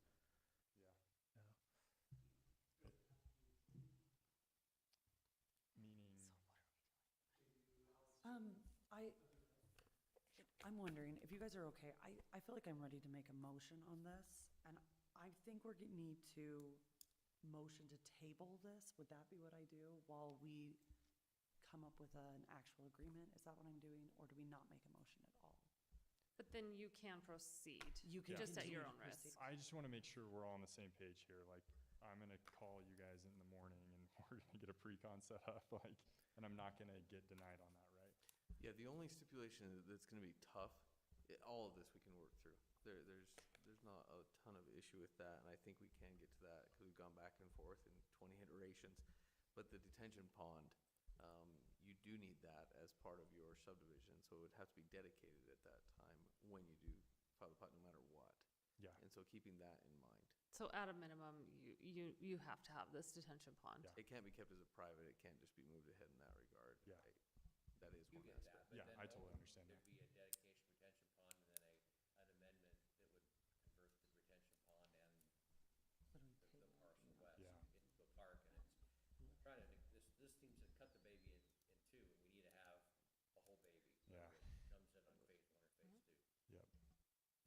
totally get it. I'm on board with all that. Okay, so we'll table this tonight and then you can work through things with staff and me at some point. Yeah. Okay, so I mean, do we need to actually do a formal motion? Okay. Well, Thanks so yet much. another agenda item that we're not moving on. Okay, Thank you. thanks for talking through it. But we can have this queued up for probably our next meeting, right? What was that? We can probably have this queued up back as an agenda item for our next If meeting. they're ready. I mean, they may choose to come in Hopefully a that. different way. They don't need to do this if they decide to move forward with the retention pond. Please. Okay. Let's go on to consider resolution adopting a tentative North Logan City municipal budget for fiscal year 2027. This resolution regarding a tentative budget shall include a proposed property tax increase above the certified rate along with the proposed dates for property, truth, and taxation public hearings. Scott Bennett, I believe this is your time to shine. Is that right? Oh, okay. Sorry. I'll go through the initial portion, and then we have 3 or 4 items from the Chief Financial Officer, which is Scott Bennett. Then he can shine. Okay, Alan? I won't shine at all. We're just going to go over the general budget Okay. right now. And I think Kenny's probably the one that came up with this. In the next meeting, which we'll have to talk about at the end of this meeting, the next few meetings schedules regarding public meetings, it's going to be pretty intense coming up in the next 3 weeks and one month. But I think I'll come up with a document that kind of shows any and all slight revisions or changes or anything that we've gone over in the budget. This budget is a tentative budget. Again, I think for the past 5 years, we're the only city in Cache Valley that's ever passed a tentative budget in the first meeting in May, but other cities will start doing that now in order to qualify for the truth and taxation process. Alan, real quick, I see 3 copies of the budget in the drive folder. Just go to the most recent one, the one today. Okay, gotcha. Sorry about that. That's Just good. multiple I just wanna make sure revisions I'm looking coming at the through. right thing. The one thing I do need to point out, and Scott will get to this, but to point out very clearly that in the general fund, a new line has to be created going forward. That's something that's new this year based off of state legislation. A new account or a new line within the budget has to be dedicated to the truth and taxation process. And Scott will go over that more fully regarding that. And that's the same with, let me jump over to library. Library has a dedicated library property tax, and so that would be the same process there. Just in general, as we jump over, these would be the max allowed. And if I jump over to balancing, even with the max property tax allowed, we're still $233,000 short of balancing. And we'll get to that in both this budget and the following budgets coming up. But other than that, there haven't been any major changes throughout the budget. But as Kenny pointed out, in the next budget, I'll provide a document that shows any and all slight revisions to this budget, along with revisions to the current fiscal year budget. So if there's any changes, I'll just provide those in the document that we can go through in a quick manner. Can I just ask one point of clarification? Yeah. You said with the max property tax increase allowed by, That's the max that we would do. We So would just kind of we're that self-imposing we our would, cap. that we would impose. It caps And that was our artificially set at around 15% is what we put in there. Scott will go over this. It was artificially set at that we would ever go to. But all you're doing tonight is you'd set the cap, and you can never go above that. It'll most likely probably be somewhere below that. so that cap is part of what we're voting on tonight, right? Yes.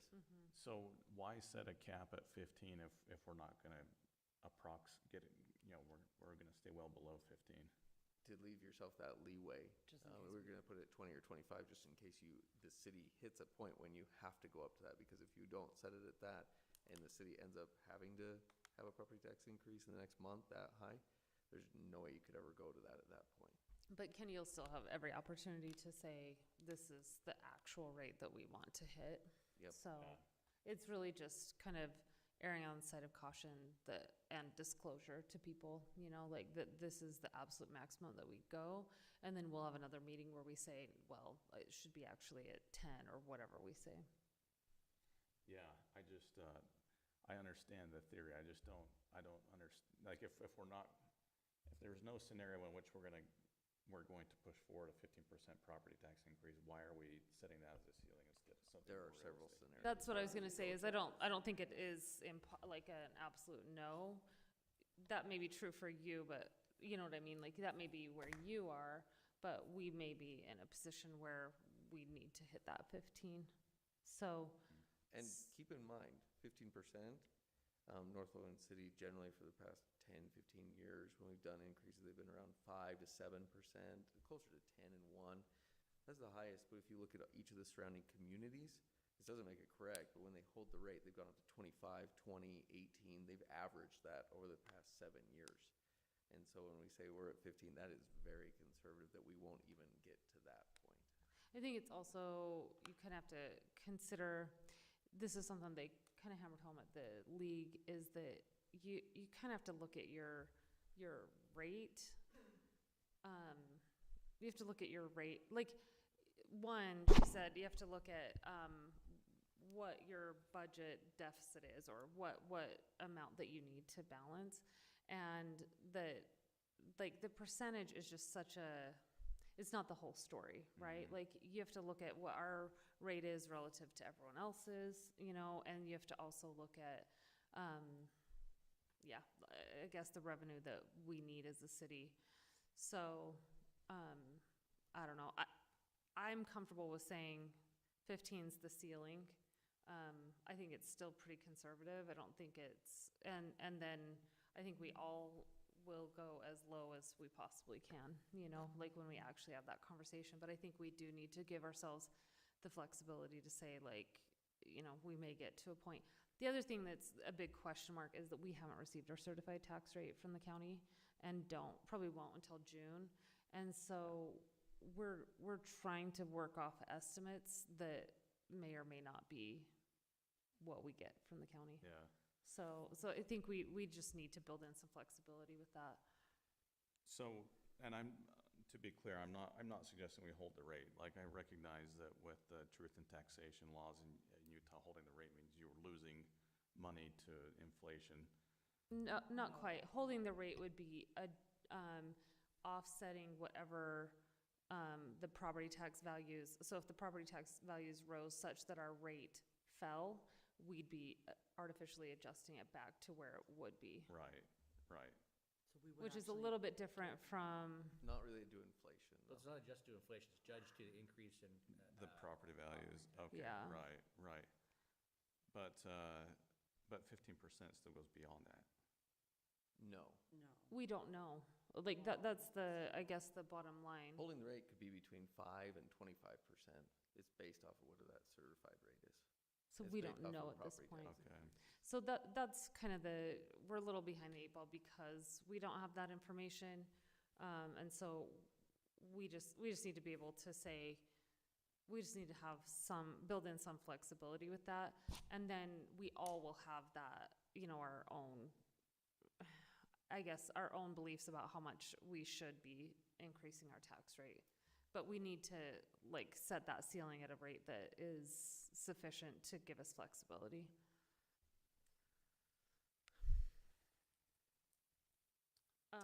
Sorry, I was just going over that in general because those are the only major items. But at the June meeting, we'll have a very lengthy discussion about property tax rates, trimming the budget, what exactly has taken place in the last month. And that's all designed to be in that meeting. And there'll be 6 hearings in that meeting regarding the different budgets. And usually nothing's approved in that budget meeting. So just so you know, we just hold a lot of hearings at that first meeting. We'll talk about that schedule coming up. And we drill down on what our actual numbers are. But we Hopefully. need some time to really, like, to nail those down. 3rd or the 17th that we do that, or both? So we're going to talk about that. The 3rd is most likely going to be the truth in taxation hearing because we had to let the county know about that in early March, what that date would be. We may have to have a June 2nd, and we'll talk about that at the end of the meeting, what works for everyone's schedule, where we have 6 public hearings regarding the budget. Okay. We need a resolution on this, is that right? On item number 8? Yes, the resolution, though, has to include the tentative budget, municipal budget for the year, and then the proposed property tax increase above the certified rate along with the dates for the truth in taxation. Do we have the Which dates? is for the truth resolution and- 2609, Okay, perfect, because it's already right? right That's now. what's in the packet. So the dates for that Scott has for the proposed truth in Right, taxation. the hearings. resolution number 2609 Yes. is the one that outlines. Is that correct? Yes, but since you forego the previous one, this will be 2608. Fair enough. Oh, The one okay. number Thanks, here Scott. gets renumbered. Can we keep the numbers the same and just, gap them? Or do we have to, it doesn't matter.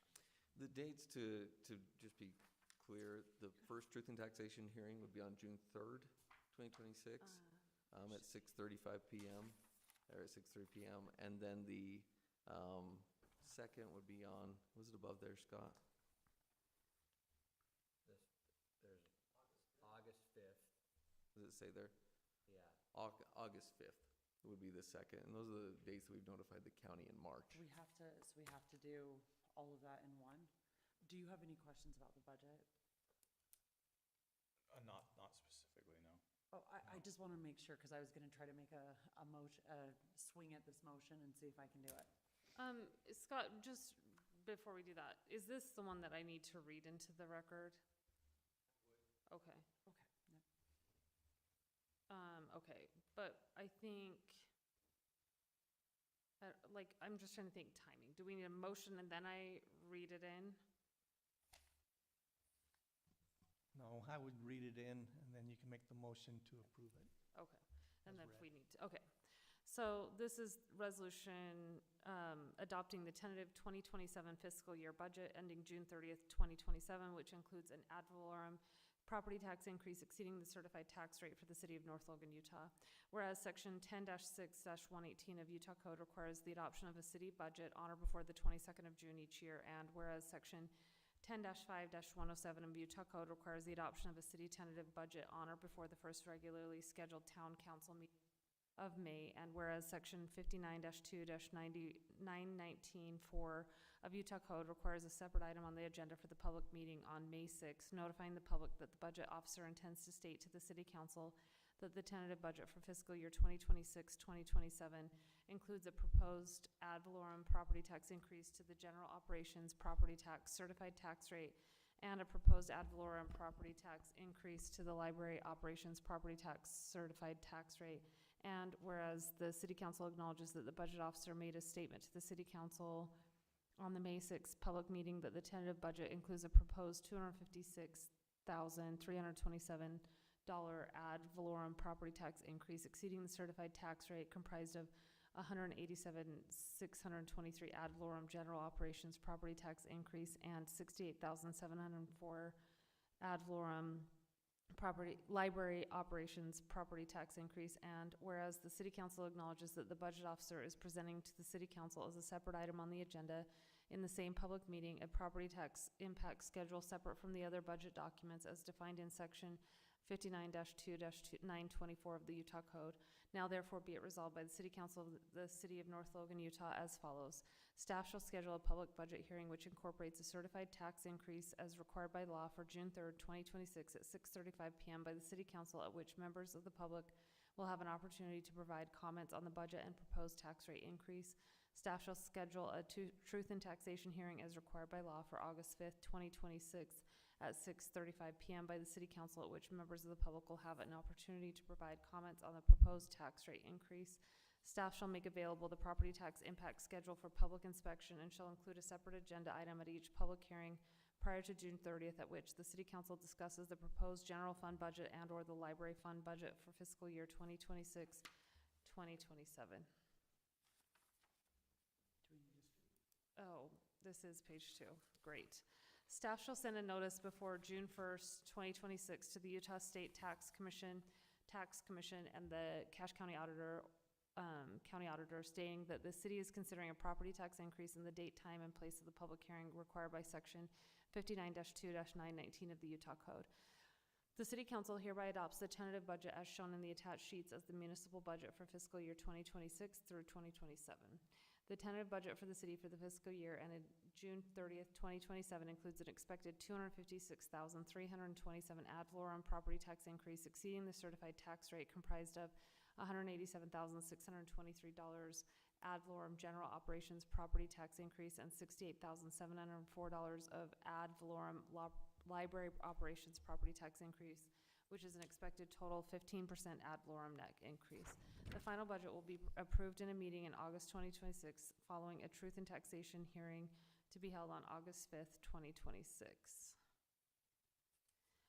Passed and approved. Okay. So I've read that in. Do I have a motion to adopt that resolution? So moved. Okay, motion by Emily, I'll second that motion. second by Mark. Any further discussion on this? All in favor? Aye. Any opposed? Okay, that motion passes.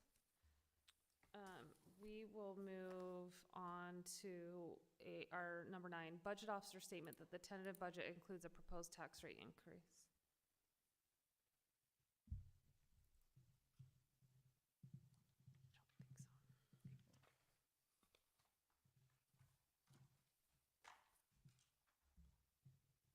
Okay, I'm presenting the budget officer statement for North Logan City for fiscal year 2026 to 2027 tentative budget. In accordance with the requirements of the State of Utah Truth and Taxation Law, I hereby submit the interim budget for North Logan City for the fiscal year 2026 to 2027. The interim budget has been prepared in compliance with applicable provisions of the Utah Truth and Taxation Law and reflects a thorough evaluation of anticipated revenues, expenditures, and the operational needs of the city. As required by law, a property tax impact schedule has been prepared and is included with this interim budget. Due to the Cache County auditor not yet publishing the certified tax rate, certified rate revenue, and average home values, the schedule currently reflects estimated values. North Logan City is considering a property tax increase of approximately 15%, which is projected to generate an additional $256,327 in additional ad valorem tax revenue, consisting of general fund increase of $187,623 and a library fund increase of $68,704.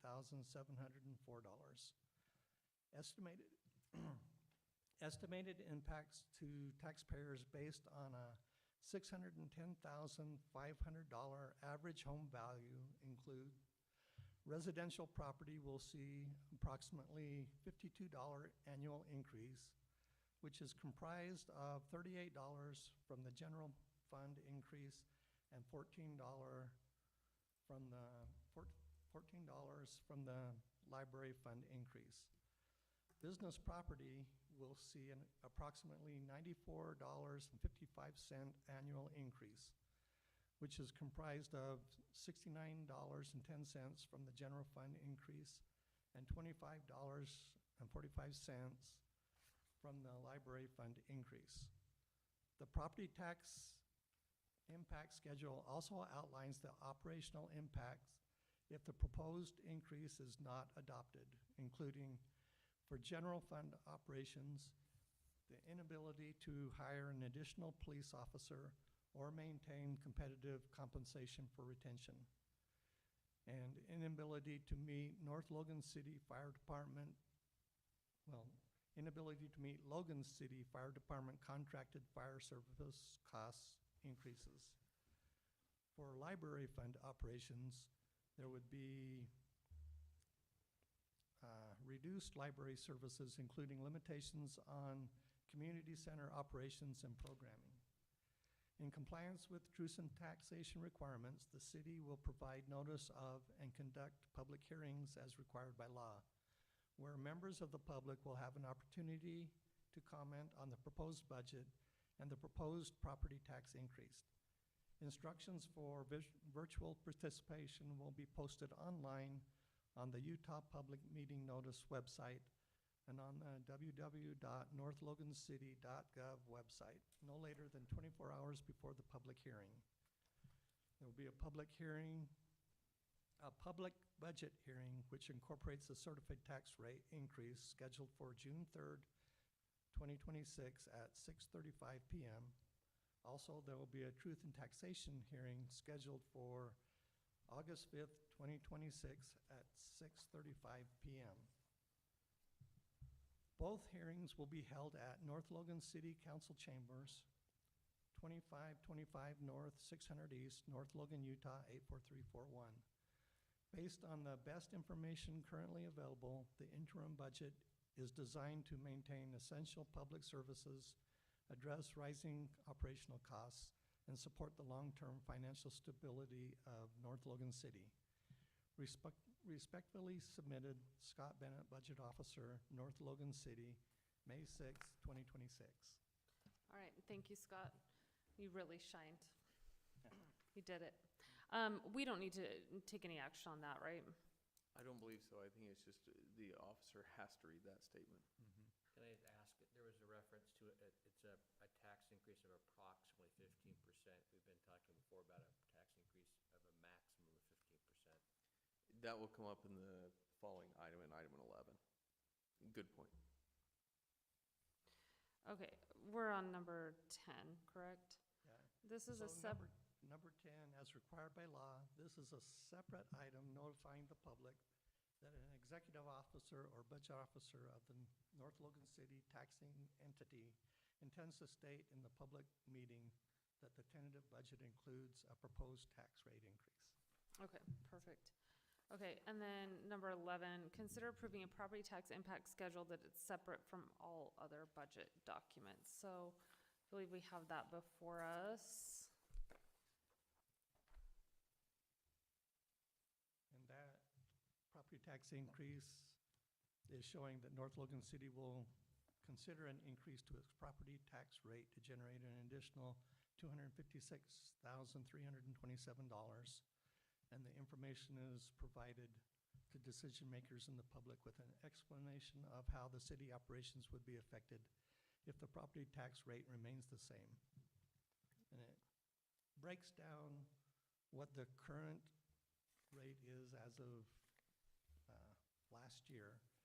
The published rates aren't known yet, and so last year's amounts were inserted. So our estimated certified tax rate is equal to, we're just assuming that it's equal to what it was last year? Well, the certified tax rate will change so that we receive a certified revenue rate of $1,250,815, the same as we received last year. Okay, There would need to be a property tax increase for us to obtain more than that okay. on the same basis of properties. And then the second portion of this impact schedule is North Logan estimated rate increase, which is showing the 15% broken down to the general operations rate increase of $187,623 and library operations property tax rate increase to $68,704, which combined is the $256,327.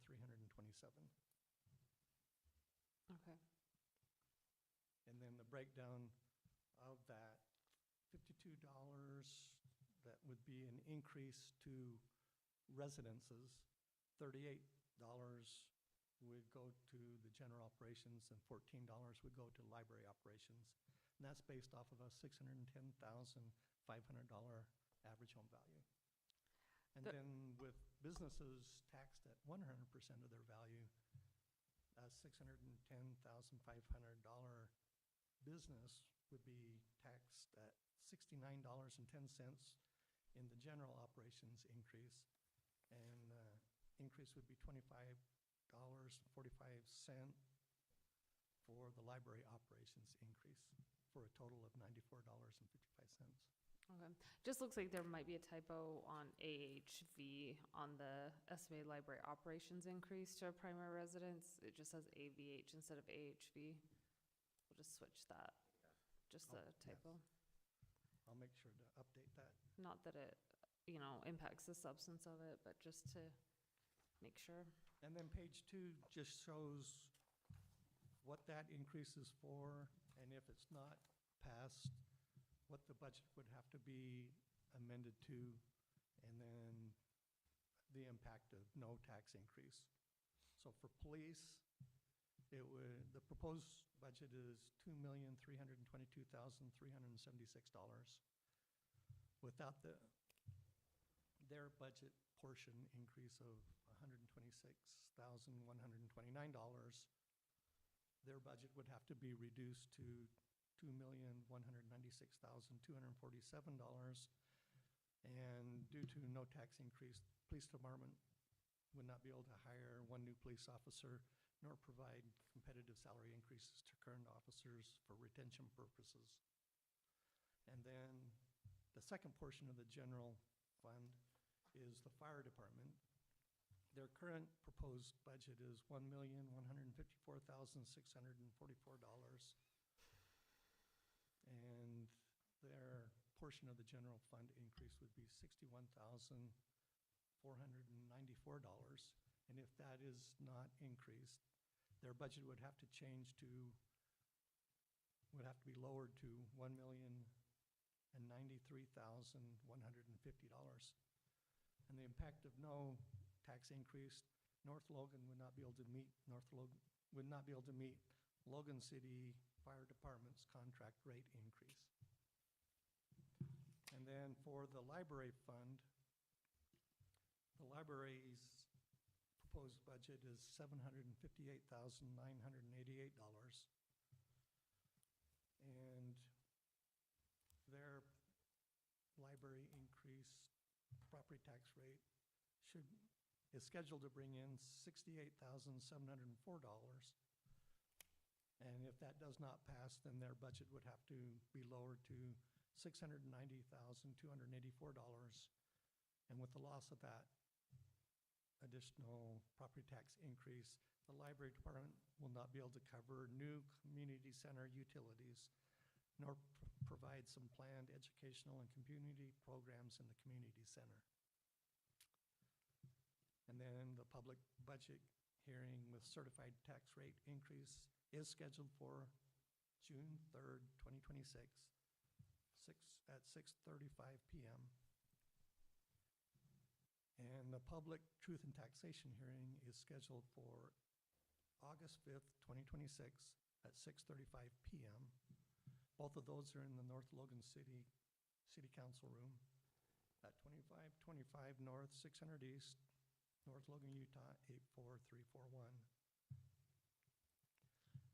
To obtain more information regarding the tax increase, citizens may contact North Logan City at 435-752-1310 or visit www.northlogancity.gov/TNT. Instructions for virtual participation in August Truth in Taxation public hearing will be available on the city website no later than 24 hours before that public hearing is scheduled to begin.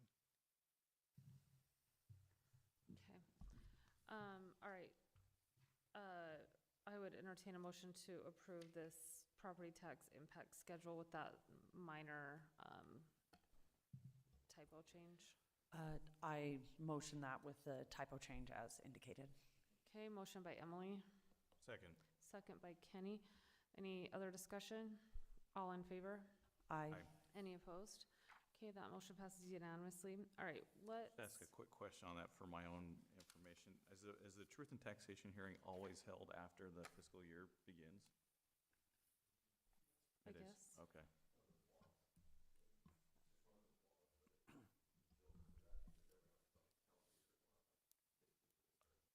Okay. So there's always two that deal with truth and taxation, one in June and one in August. So that's why in June, you'll pass an interim budget with any tax increase on a separate line that has to be held and not spent prior to August, when you actually decide on what the final certified tax rates, what the final tax rate increase would be, if any. Okay, thank you. Okay. I would entertain a motion to, and do we have to, We have to leave, and then we have to motion again to enter. We just did. We did that. Your mic is. Now we're doing a motion to adjourn. Okay, so, sorry, you said motion To to move adjourn? out of, I did, yeah. move Okay, out of to move into- out of regular city council. That's what I thought. That's a Local motion by building. Mark to move out of That was a wish. city council and into convene as a Second. redevelopment agency board. That's what I heard. Second. Oh, sorry, local business, sorry, local building authority. Sorry, I have the wrong color in front of me. Second. Second by Emily. All in favor? I Any opposed? Okay. motion that we adopt the agenda of okay. the local building authority. Motion by Emily, Second. second by Kenny. All in favor? Aye. Okay, that motion passes unanimously. We have the budget in front of us. This is the same budget that we were considering, we were going to consider in our last, meeting. No changes. Any questions on this? And this is the local building authority just covering the community center bond. It's something that we had to establish in order to receive that bond. Yeah. I have one question, but it's probably because I feel like I've asked you this before. For actuals, we have in line 24-4 or 15-720, it says we have like 1,200 in LBA expense cap outlay buildings. Do I'm you know not- what that is? I was not, I It's just, this line right here. I was not quite sure what that was. It could be some capital outlay from the original contract we were putting together. That's the same as the one up above that with expense and professional and technical, putting together the original. But then going forward, it's literally just going to be, it's amortized and it has a schedule. Scott put it together so it's streamlined. Beforehand, it was going to go up and down each year, but now it's just streamlined and it's kind of a set schedule from here on out. Okay. But good question on that one. Sorry, I didn't know the answer to that, but we can get that to you. No, it's such a weird dollar amount. I think that's why it's sticking out to me so much. Line 16, is that what you were looking Yes. at? Okay. It's a weird dollar amount that doesn't make any sense. That's the only reason why I'm asking about it. Yeah, I'm sorry. I'll get that to you. Thank you. Okay, I would entertain a motion on this. So I move that we adopt a tentative financial year 2027 local building authority budget. Fiscal year is what I heard, right? Not Did I say financial year, good. financial? I meant fiscal. Okay, Thank you. motion by Emily, Second. second by Kenny. All in favor? Aye. Any opposed? Do I have a motion to move back into city council and then Second. leave? Do we have to go back into city council? Okay, so a motion, this is what I heard from Mark, a motion to go back into city council and then leave city council and convene as the, Do we have to do it two separate? They have to be two separate. yeah, leave. okay, Local building I mean, that's what I authority, go heard back Mark say. Okay, so motion by Mark to go back into, to convene as a city council. Second. Second by Emily, all in favor? Aye. Any opposed? Okay, I heard a motion by Mark You did. to leave city council and convene as the local, redevelopment agency board. Second. Motion by Mark, second by Kenny, all in favor? Aye. Any opposed? Motion to approve agenda? I move that we adopt the agenda of the redevelopment agency Okay, board. motion by Emily, Second. second by Mark, all in favor? Aye. Any opposed? We're gonna make Larry and Buzzy, Oh, they're the only ones who are. we're gonna make them, okay, so motion by Mark to adopt the tentative fiscal year RDA budget, fiscal year 2027. Do I have a second on that? A second. Second by Emily, all in favor? Aye. Any opposed? Okay, that motion passes. Move to adjourn our Move to move RDA back into a and move back into regular- city council by Mark, Second. second by Emily, all in favor? Aye. Any opposed? Okay, that motion Okay, cool. passes. Are we done with business? Yes. Yes, okay, we'll go into work session. We are quickly going to discuss lessons learned at the ULCT. Emily, you wanna start, Alan, then I'll go last. I did email them to you, just maybe an hour ago. But I'll just go through mine quickly. The Utah Leagues of Cities and Town has a lot of really good resources that I think would be good for us to get our information out, kind of explaining how property taxes in Utah work and some nice They've got some really nice animations that go with it that I think would be incredibly nice for our city to put out, just to help people understand the process. I don't think it's very clear to a lot of people, and I like their animations. I think it makes it really clear what's going on.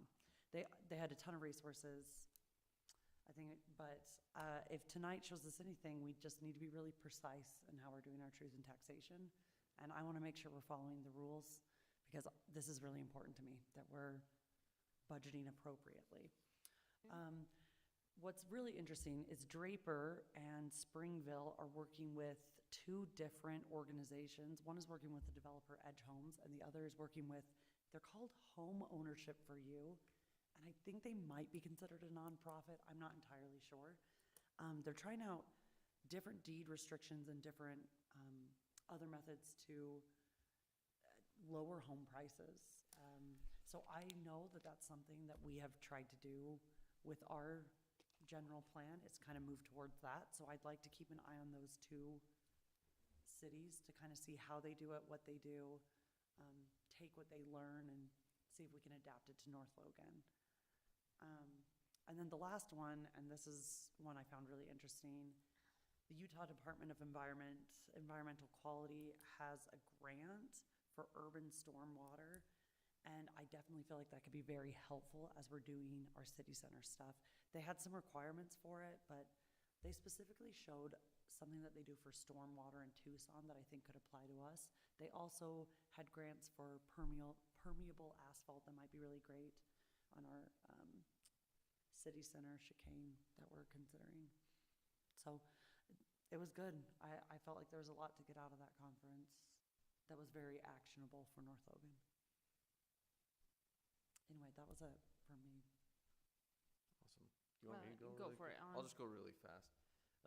One thing that we might just start exploring the process on and see if it's worth doing is the transportation utility fee. This would be like a fee that's on your monthly utility bill, so like a stormwater fee, a water, sewer, those other bills that you receive, dispatch. And looking into that process, several cities have gone through that. And what it is it's just a way to cover some of the maintenance costs that take place throughout a city. And that's something that obviously is a lengthy process, but we might just explore it and look into it and see if it's worth it for North Logan City. It could really help us cover some of those costs without being overly burdensome to the taxpayers. The other thing is there's just an emphasis on our infrastructure. Several cities have started becoming more of Nazis on their actual infrastructure. So as it goes in, they're extremely strict because they will be the ones inheriting that infrastructure long term. So having just the most strict standards on what is working, what is not.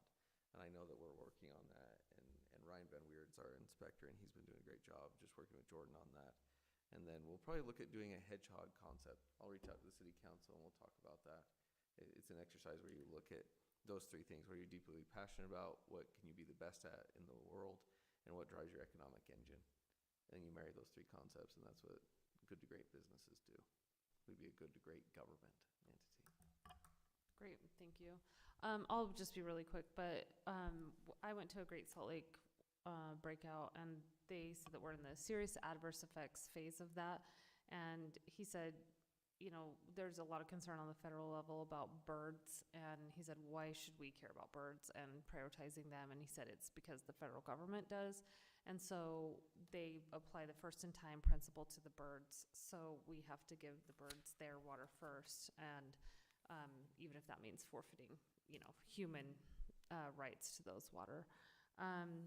They had some really interesting graphs that I will have to show you guys at some point, but the gist is that we all overwater our grass, like just universally we overwater our grass, and that really there's not much movement about with the indoor water use. So I think it means we can probably take hot showers and not have to like cut those short, but the real impact is in reducing our outdoor water use. So they had some interesting stats on housing. Average first-time home buyer is 35 years old now. The income required is $147,000 to $158,000 annually to qualify at that level. And the percent of people under 40 who can qualify is 18 to 22%. I was really surprised in the AI. Can qualify, you said? Yeah. Okay. I was really interested in the AI discussion that the state is really supportive of AI use in government. But they said, you know, they really support using it to streamline processes and take kind of the human error out of it. But you also have to kind of oversee it and make sure that you're not disclosing any private data when you do that. So I thought it was a good conference. I think we made a lot of good connections there. So, okay, I think that's all we'll do on that. Jordan, now it's your time to shine. Tell us about water capital improvement.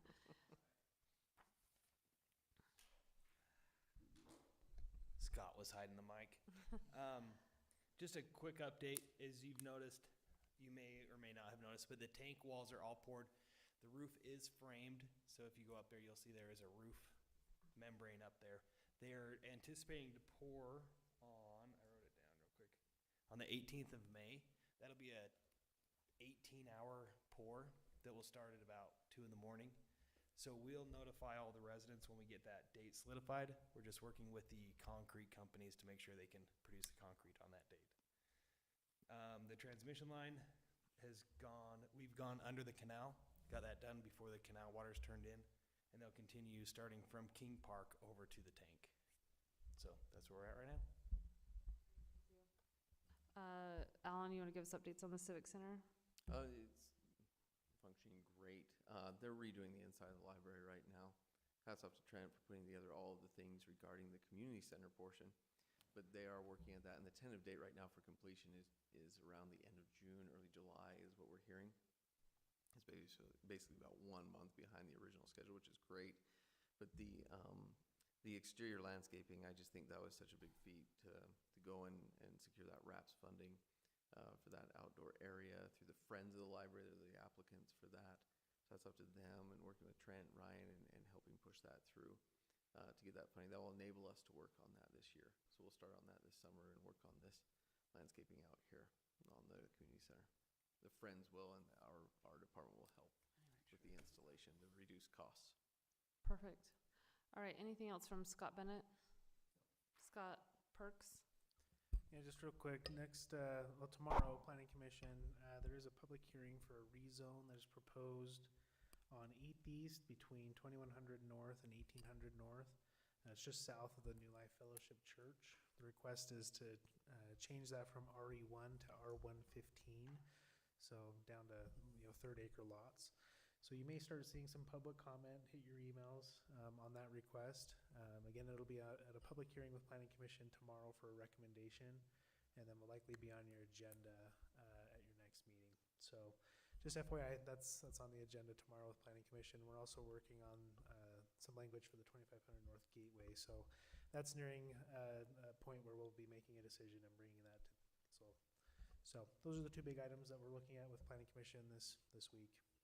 Scott, with the R115 zone, like you said, it's about a third of an acre, but like the subdivision to the west of that parcel is also R115, but most of those lots are like 0.28 acres. Like 0.28? Yeah, like almost all those lots, other than the big ones there on the We've got a couple, northeast corner. Is more than likely either a lot average subdivision, so that some of the larger lots make up for it. Is that what Yeah. is density determinant? Okay. Some averaging going on there. Okay. Yeah. So it'll be consistent, very similar to what you see to the west there. It's it kind of blends with the neighborhood, but it is an upzone of a request. Okay. Sorry, it. were you done? That's Okay. it, yep. Jordan, anything else from you? Okay. I'll just quickly tell you about Fire District. We have a meeting with all the mayors tomorrow and Executive Danes on that.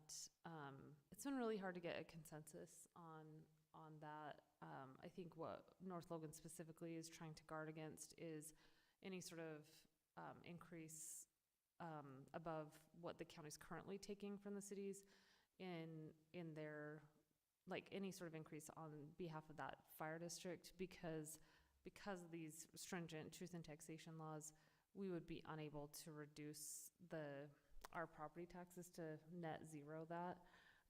So at least where we stand currently is just to say, if that goes beyond the 259, the 000259 that the county is currently imposing, and they remove that from their general fund and put it into the fire district, and then we basically get a voucher for monies that the county should never have been using anyway.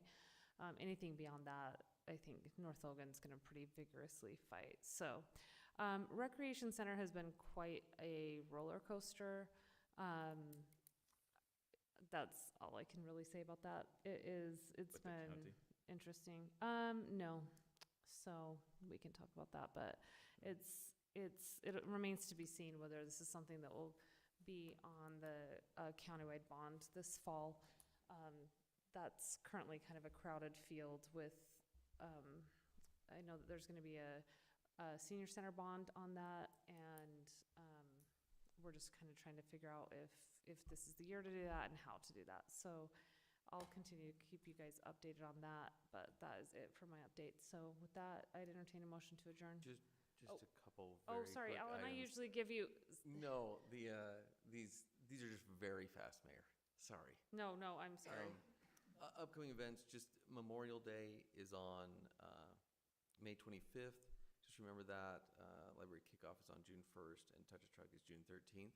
With Memorial Day, is there a volunteer that would like to give one of the prayers at the Memorial Day, if you're going to attend that? Again, it's a holiday, so it's kind of tough to get people there. I will be there, but I would really like one of you to come because I will also have all of my children. I did it last year, but, It went well, Kenny. no, I brought another guy to do one of them, but I will be there because I like it. So you can put me down if you have to. Okay, that sounds fantastic. Thanks, I Emily. like that answer. for helping. Sorry, that was just one item. The other item that we had, sorry, I just bringing that up, is that our normally scheduled council meeting was for the 3rd at 6:30. With the truth and taxation laws, that would change, and we would only hold the truth and taxation hearing that night. And that's a question for each of you. June 2nd would be that very busy meeting when we go over each of the public hearings for the budget. So the current fiscal year and the proposed fiscal year for the general fund, the LBA, RDA, compensation for department heads and elected officials. I mean, it's several public hearings that would take place. Is everyone okay, or does it work with everyone's schedule to schedule that for June 2nd? To have a meeting on the 2nd and the 3rd. The 3rd would just be the truth and taxation hearing, only that item, period. We will not have any other business whatsoever. I can be there on the we 2nd. can't combine those. No, they have to be separate. I probably cannot do the 2nd. Larry just texted that he'll be out of town. I think that was in response to Mark's, I think that was for market days. Is that right? Oh, for the Memorial Day? I think so, but June 2nd and 3rd, we would need a quorum on both of those days. We would also need a quorum on the 17th, however, that would be, I think several individuals will be out of town, I think. I will be out of town. You'll be out of town, someone else is going I to be will out of be on the 17th. You will be out of town on the 17th? The 17th, yes. Okay, so Kenny's gonna be out of town. I'll be around. You'll be around. Kenny, or Emily's always here, so Emily, great. I As long do as- leave Way town. to be. I As long just, as long as we can have a quorum too, on but- both the 2nd, 3rd, and 17th. Do we have to do, can we do the truth and taxation at 6:30 and then close that meeting and then, No. No, has to be a different day? has to be different. that's the way that they nixed Well, we several have enough cities to do last it. year.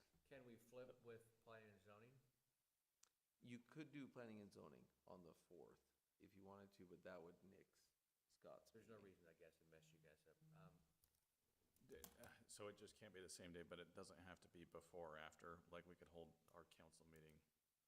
On the 4th, maybe. Yeah, I guess. Yeah, Looks the like 4th Larry's they talking could. about The truth Memorial and Day. taxation hearing is just on the 3rd and is just that. But we can hold that budgetary meeting on the 2nd or the 4th, any day before the 13th or something, I think.